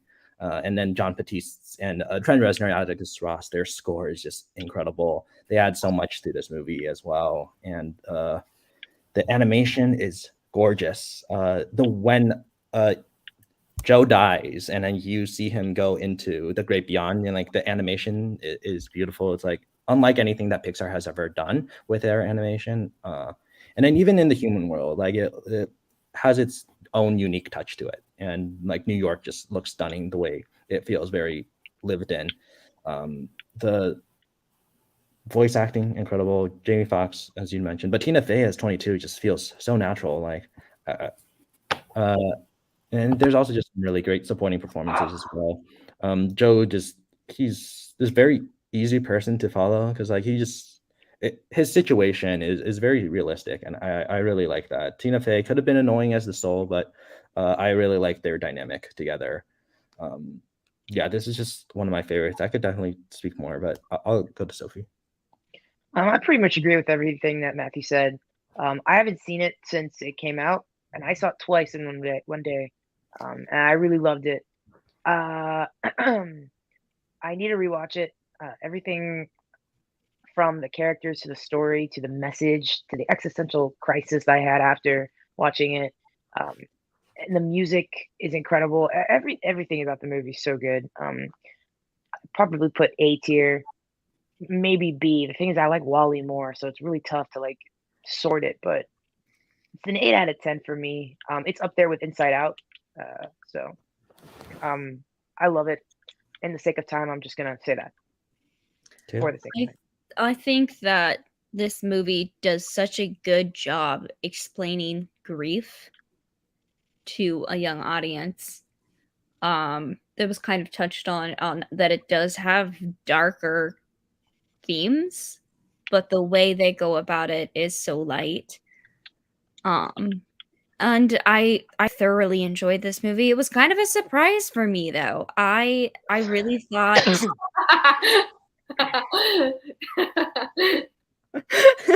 I really thought that I had lower expectations just because I didn't really see a lot of advertisement for it, and then there's that plot twist, and I didn't expect that, right? And so that kind of what They did a good job at that. That wasn't in the trailers, so it wasn't, yeah. No. And so that's why because I didn't really like the trailer that much. I was like, oh, like yeah, I'll watch this movie because my dad and I we were watching movies together every single Wednesday, and we were alternating who chose, and we always watched a movie either neither of us had seen or one of us had seen and the other one hadn't. And so when this movie came out, we're like, oh, let's watch this. And him and I both really enjoyed it. So I would put this probably in B tier. It's not my favorite, but I do think that it's not talked about enough because I think it kind of goes under the radar when it comes to what people think of when they think of Pixar. I also I think just the excitement that 22 shows for just like the really small things, like her eating pizza or even just like watching the sky. I think that adds so much to what I love about the movie and like appreciating those small things. So this is an S tier for me. I'd say A. I would put this at A as well. Maybe high B. No, A. Ignore me. This is A. Sarah? Yeah, you're muted. Did not realize I was still muted. Sorry about that. I would put it S tier. Okay, I think we compromise in A. Yeah. Where should we put it in A though? Because based on what's there, I would put it below Inside Out. Yes. Agreed. does everyone? I would put it above, but I think if the majority. Yeah, I'm fine. Yeah, I'm fine with it in A. I'm fine with it. I mean, where it's at. Yeah. Okay. Cameron says S tier for Soul. I do agree, Cameron. I agree. I mean, I think Up is too low and Finding Nemo is too high still, but I agree. I also agree. So everything's messed up, but I guess based on so an A. Soul's in my good top in the 5 middle. Pixar. Soul is top 5 Pixar. Soul is number 6 for me. For a while, Inside Out and Soul, I think, switched, but I've watched Inside Out more times, so I've just put that above. yeah, I think those movies go really well together. Like, if you're Yeah. gonna watch Yeah. two Pixar movies back to back, I would want to watch Inside Out and Soul. If you're not Yeah. gonna It's watch. really funny because my sister loved Soul but hated Inside Out. Like, what the hell? Really? That's interesting. I think she just really found the characters in Inside Out annoying, which is a little valid, but whatever. I'm so excited. Well, we'll move on to Luca, and we can start with Sarah. Luca, I want to eat I've all the only pasta seen in this- this movie. I've only seen this the one time, so I don't. I know I'd probably like it a lot more if I rewatched it. It's not my favorite. I didn't think it was great on my first watch, but like as I've heard more people talk about it and I've just seen more like discussion around it, like after the fact, like I do think it probably would like it more, but I can't like really let that factor into my ranking until I rewatch it again. So I'll leave it at that. So for time. Okay. I like Luca quite a lot. It's just this really wholesome slice of life movie. It's very Ghibli-esque, which I love those movies. So I God just damn think, it! I was like, gonna say that too. yeah, I really love like it's a nice change of pace from the existential dread from or like the emotionally draining Pixar movies where like it's definitely different. I like that it's dealing with those themes of acceptance, with these sea monsters. And I like that Pixar has started to shift their animation style where it's not all hyper realistic. They have these really cool designs. I really like the sea monster, the cartoonish landscapes of this Italian town. It just feels very alive, and I think the underwater world is also just gorgeous. And it's a simple story, but just the friendship between Luca and Berto, I think, is really well portrayed. And like it's cute to watch the main Porto Rosso Cup Yeah, I think this one's super cute, very charming. It's probably the most Studio Ghibli like movie for Pixar, and I kind of appreciated that. I think it's really cute. It's not anything like super special. I feel like if I watch it more and more, it'll become some more of a favorite. But right now, I just have it in like the middle of the pack, mainly because there's not really anything to relate to personally. But I do like all the themes and appreciate what the movie was doing. Like basically what you said, Matthew. I kind of just piggyback on what you said. I do like the score by Dan Romer a lot. I think that's his name. I think that's it's a really cute score. I love the animation. I love the it feels like I'm in Italy. I want to eat all the pasta. That pasta that they make looks incredible. Pasta does look good. Wow. And yeah, Luca's really sweet, cute little film. And that's it though. There's not really much more to say about it. So I'm just gonna leave it at that. I might have something else to say if it doesn't get brought up, but Kale. Okay, so I absolutely love Luca. It is S tier for me. It's top 5.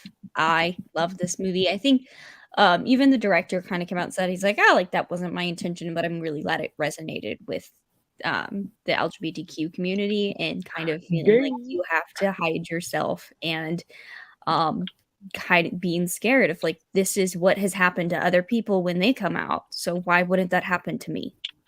Right. And so kind of seeing that reflection in this analysis of Luca and them being sea monsters, this movie really resonated with me, especially like as a kid when, you do feel like you're dealing with these big problems of hiding a part of who you are, but then there's also like those fun goals that every kid wants. They just want a Vespa, right? Or you do have regular kid struggles, right? But you do have also that internal struggle, as a member of the LGBT community.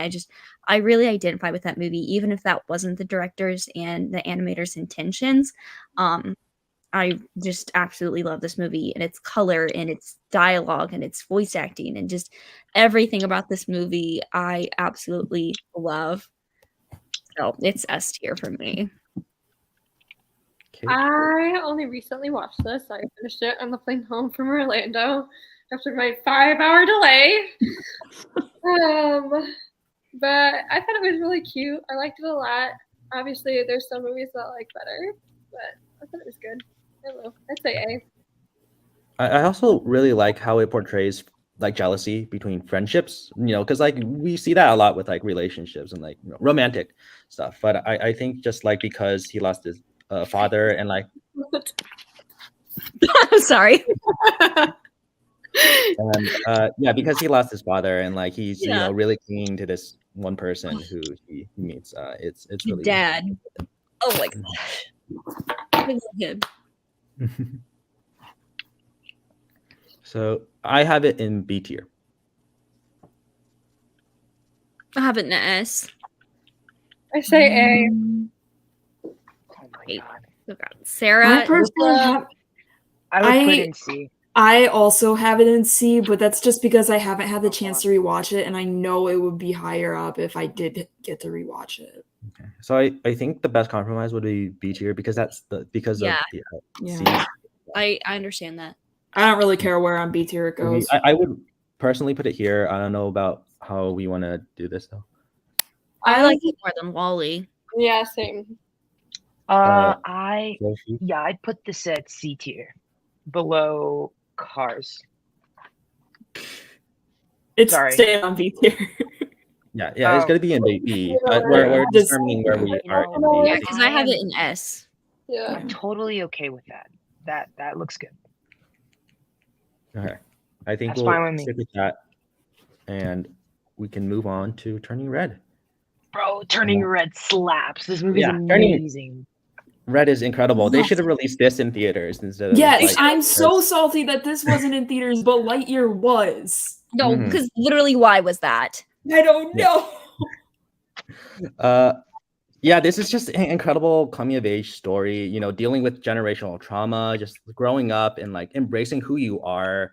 I think Domi Ishii just does a fantastic job of directing her first movie. You can really see her passion of telling the story like through the lens of a Pixar movie.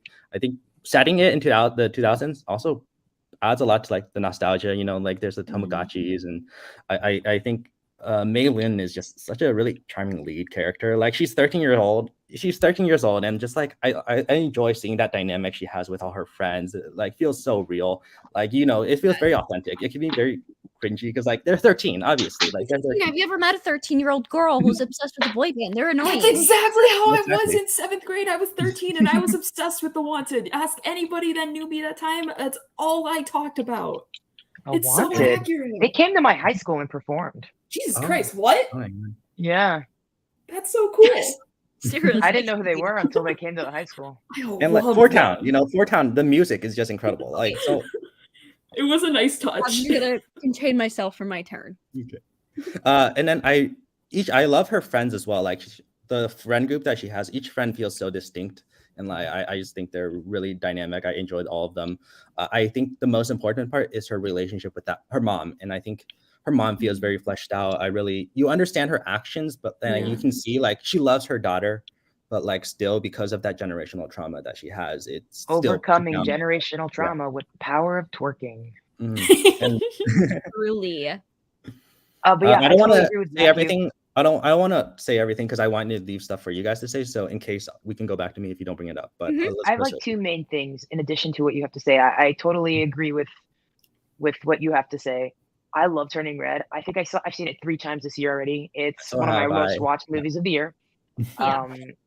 I cried. I laughed my ass off. I've been listening to the score nonstop since it The dropped. score's so good. Oh my god. Yeah. It's The score It was by Ludwig Ludwig Göransson, Göransson right? is Okay, yeah. incredible, and I listen to it every single fucking day. It's fantastic. It's probably my favorite score of the year so far.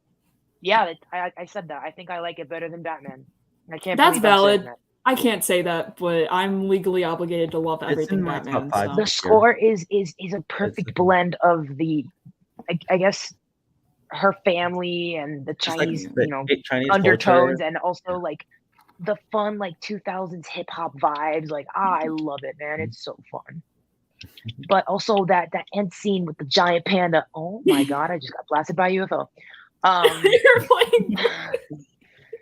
I just love the movie. I feel like I'd rate it a 9 out of 10 if I rewatched it. It's such a fun one. I think that's rewatched one it. that will I go bumped up it up. too. I've rewatched this movie an obscene amount of times. Sad, watch Turning Red. Happy, watch Turning Red. Angry, watch Turning Red. Literally any emotion, watch Turning That Red. is valid. Yeah, this movie for me, I'm angry that it was not in theaters. Yeah. Like I'm so mad it wasn't in theaters. Yeah. Because this movie is just so fantastic, and I love every single aspect about it. And like, I was never really into boy bands. To be completely honest, there was never a boy band that I was like completely obsessed with. But if Four Town was real, so what I have been every single time I go to Disney for months now. I have been looking for the Four Town World Tour shirt. The problem is there was a typo on the original shirt, so they had to pull them all from the shelves and they have to reprint them all. And they're such in high demand that they just kept selling out, and they have not brought them out. And I'm terrified they're not going to bring them back out again because I am obsessed with Four Town. I'm in a bad mood. I just play somebody. I met somebody like you, like just. I will randomly start singing it to people too. I'm like, wow, I really am cringy 13-year-old girl right now. I love Turning Red so much. It's S tier for me. I love it. Fantastic. Your turn, Kate. Okay. I like this movie a lot, and I liked it even more when we showed it. We have dive-in movie nights at my club once a month during the summer. And so for our June movie, it was Turning Red, and a parent threw a fit, and it made it so that basically nobody showed up because it deals with girls going through puberty, even though her boys are like 7 and 13 and should be learning about that shit anyways, but I digress. So because of all the Karens, I would put it at like bottom S. But yeah, the Karens piss me off. So. Yeah, this is one I know it's been said. It needs to be said again. This should have been the Pixar movie that came out in theaters. It should have been like, Sarah. and Thank you. I think I know I already touched on like the boy band obsession thing, but like that, like anybody who was saying like that they didn't think that the movie felt realistic or like anything like that, I'm like, as somebody who experienced that themselves, as somebody who had a sister that experienced that, like it is a very realistic 13-year-old like girl like kind of thing. Like obviously it's not going to be everybody like experience, but like it's a very common thing. Like in the movie, like I feel like does a really good job of showing what it's like to be a teenage girl. Like, and I don't think that the people that criticize that, maybe they just don't agree, and maybe they aren't somebody who experienced being a teenage girl. But I also just think that this movie deserved more praise. Yeah. Oh, one more thing to say. Okay.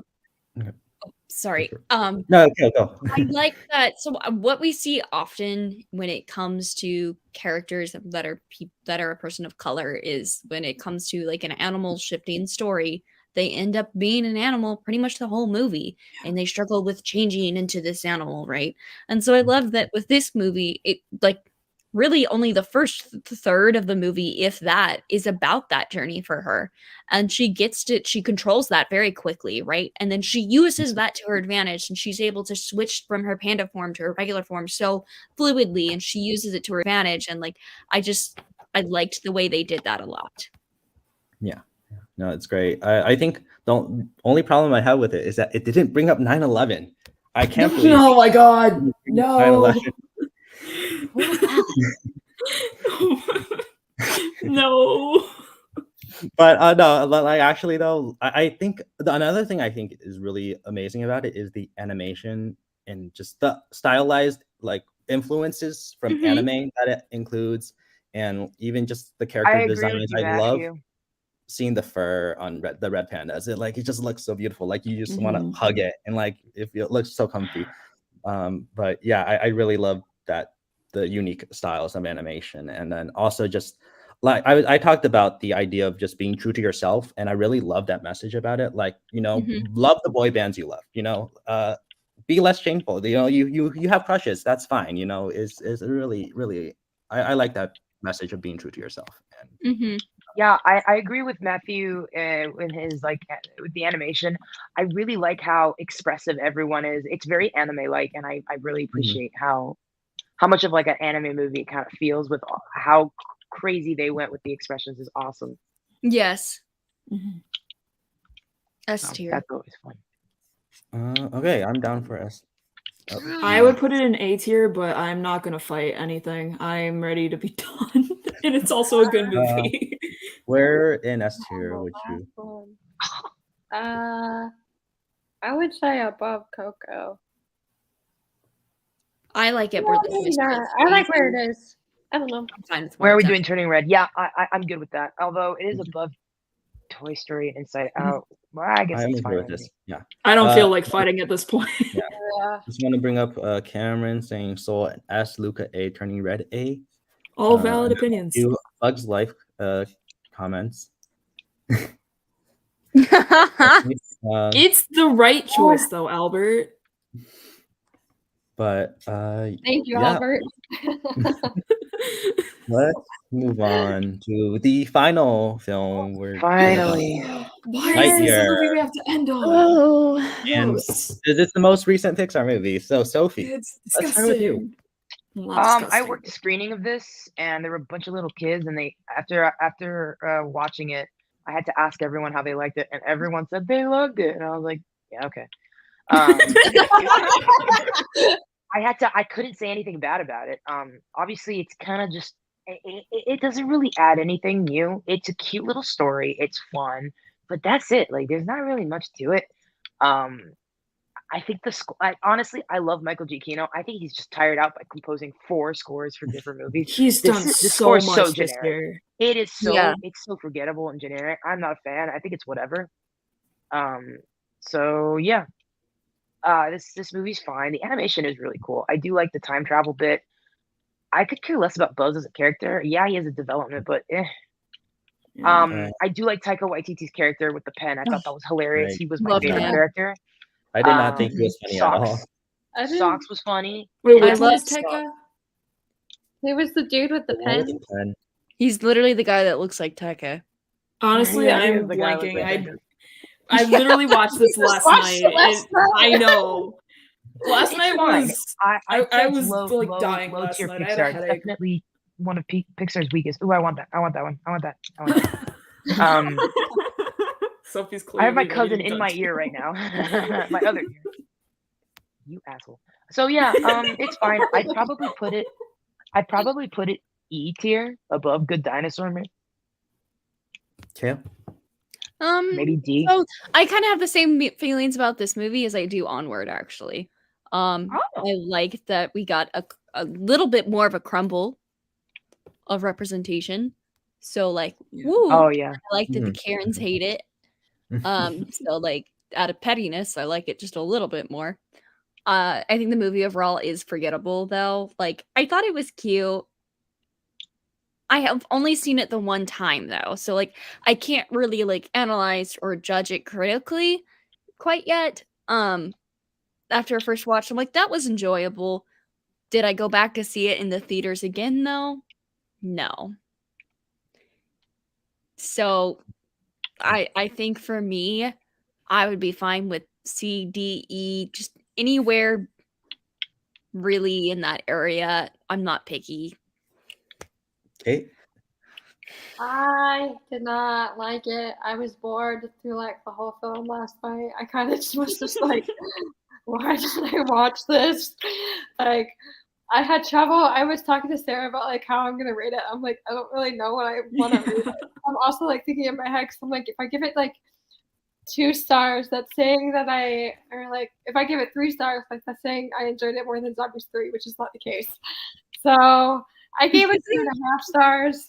And I don't know that I will ever watch it again. I like that it has representation, but I did not like it. Socks was the only part that I enjoyed. I adore socks. When they Socks is the best part. release the socks like stuffed animal, I will be buying it. I Oh my God. will be too. Yeah. So I would put it in E tier below Good Dinosaur, but I mean, I'm Sure. pretty chill with whatever, but I just personally would put it below Good Dinosaur. This film, I really enjoyed the first about 40 minutes of it, but after that I felt like there was just like a huge drop off, and like I just got really bored with the end of it. Mhm. Yeah, There were for a sure. couple jokes throughout that I did laugh at. Like, I don't know, I thought the meat sandwich thing was Oh kind my of funny. God. I was also just kind of deliriously tired at that point, so like I would laugh at random stuff. But yeah, I think I did enjoy the first 40 minutes of it, and I love socks. I don't care if he was just made for to probably was get so money funny. for toys, but I loved socks. So, Mhm. but Yeah. overall, it's just it's low tier Pixar. I once again bringing up the fact that this should not have been the theater release for Pixar if they were only going to Yeah. release one of their movies in theaters. I'm Yeah. once again asking you to release good Pixar movies in theaters. Yeah. Yeah. Okay. Yeah, I think Lightyear is just this totally fine story. I think it plays everything super safe. Like it has way too many jokes, and a lot of them don't land. I think Taika Waititi doesn't work at all. Like I don't think any of his jokes were good. I think it also lacks a lot of the emotional weight of I think the best part, like Sarah said, is the opening. I think the relationship between Buzz and Alicia, that is easily the strongest part. Yes. It And is. as soon as he meets any of the side characters, it just Yeah. ruins the pacing. It just becomes really stagnant, and like the comedy just felt really off. I think Chris Evans, he's good as Buzz, but he is also just a very bland character. Like I don't, You can't exactly blame him. Like, I don't think he's the reason why Buzz was it's not because just of Chris not Evans. playing. Yeah. It's just, No, I think Chris Evans did a good job voicing Buzz. I liked that decision, my but I God. also like Mhm. Chris Evans, so Yeah. yeah, that's Me it too. makes not him biased. feel different. Bro, you know, stole my than, kill. Yeah. So I think I forgot to say one thing. I Yeah, want to say multiple times in this movie, I was like, why is this reminding me of Top Gun Maverick? And then like when I was on What? Letterboxd afterwards, one of the top Yes. reviews was like, this is like Top Gun Maverick. And I'm like, Oh my God. I'm glad I wasn't the only one that thought that. Now that you say that, I see it. But yeah, that's fair. And there were also Yeah. parts where I'm like, this feels like it's trying to be Star Wars. So it was like Top Gun Yeah. meets Star Wars meets Pixar. And I'm just like, Yeah, Well, the all Zurg things I I mean, reveal Toy too, I Story did 2 not like original. that. yeah, I did not like the Zurg reveal. I didn't. Yeah. I still can't wrap my brain around it. Like Well, it doesn't. just Yeah. to let people know, spoilers for Lightyear in case you don't want to know. Oh, yeah. I don't really think there's a lot of spoilers. Or Probably I not. mean, the But only thing it's is that fair. no, the only That's thing fair. is if Yeah, you want to talk about spoilers for Zurg, Lightyear. The Zurg Yeah. reveal is stupid. Yeah. yes. Oh, that's right. I forgot about that. Yeah, I didn't like it. I was like, bad. seriously, this is your twist villain? This is stupid. And also with the Good. time travel Good. aspect for that was not explained very well. No. It made No, I'm like I don't think that's it how made that no works. sense. Right. Mhm.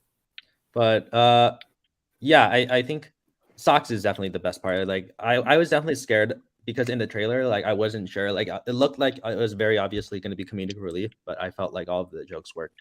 And then I also think the themes of the movie of needing to work together as a team, it's there, but like it doesn't work. It like the execution for those themes just doesn't work in this movie because I don't think Yeah. any of the characters are fleshed out enough. No, because you don't. They're not around for that time travel. It breaks apart the movie. Mhm. Kiki Palmer is great though. I loved Kiki in it. Yeah, she was great. But Yeah, like Keke Palmer is great as She's been having the a good voice, year. but yeah. Oh yeah, she's having a great year. Mhm. Mhm. I'm gonna take this shield kick. So where are we yeah, placing? I have this E tier. You said E? E, yeah. I'll put this comfortably at E. Yeah, I'm Yeah. fine with that. I don't care. me too. Behind Good Dinosaur though, Yeah. because I like. Good I Dinosaur. personally would put it above Good Dinosaur. I but would I have don't Yeah, I care. put it above Above. Good Dinosaur too. Okay, and that's 3-2-2 for above. Okay. Yeah, I'm cool with this. I'll bring up Jacob's Soul in C, Hassan Luca. Turning Red F. Jacob, you're just Jacob, you're He wrong. has never had a Wait, you period put before. Lightyear at C, but Turning Red at F? Yeah, that's a bit. I feel like That's- he's doing this on purpose. Oh, I understand. No, wait. He has an excuse. He needs to rewatch it because he didn't technically watch the full thing. He What? has some weird experience with Turning Red. Jacob, just rewatch it and you'll be Yes, fine. rewatch it, Jacob. No, I don't want it. yeah. And then Cameron with Lightyear and F, which is good. That's pick. a valid take. That's a valid take. Yeah. All right. Well, I'm just gonna sum up the our final rankings is in F tier we got Cars 2, bottom of E, The Good Dinosaur, and then Lightyear. Bottom of D tier is Brave, Finding Dory, Someone Cars here. 3, and at the top is A Bug's Life. Bottom of C is Onward, then Cars, then Toy Story 4. Bottom of B is Incredibles 2, Luca, then Wall-E. Bottom of A is Up, Finding Nemo, Soul, Inside Out, and I at the have top meds. is Toy Story. And at the bottom of S, we got Turning Red. Then we got Coco, Monsters University, Toy Story 2, Toy Story 3, The Incredibles, Monsters Inc., and Ratatouille at the top of S tier. Thank you for everyone who watched this. Thank you for everyone who was in the live chat. And thank you to all my panelists. And yeah, Thank you for having us. Yeah. of course. And hopefully, and also thanks to everyone who might be watching this later. We hope you enjoyed, and we will see you guys next time. Probably for A24 because Bodies is out, and it's great. You guys should I watch want to see that one. For once, I want to see a horror movie. Bodies is so Oh. fun. Jacob, with clarification, has never seen Turning Red, Oh. so Okay. Yeah. Yeah, watch then it. his, Shut up. then his valid is Watch his it. reaction is not valid. Okay, But- bye. I gotta go to a match. Yeah, I gotta go Bye. host. Good Bye. luck, guys. Bye, guys.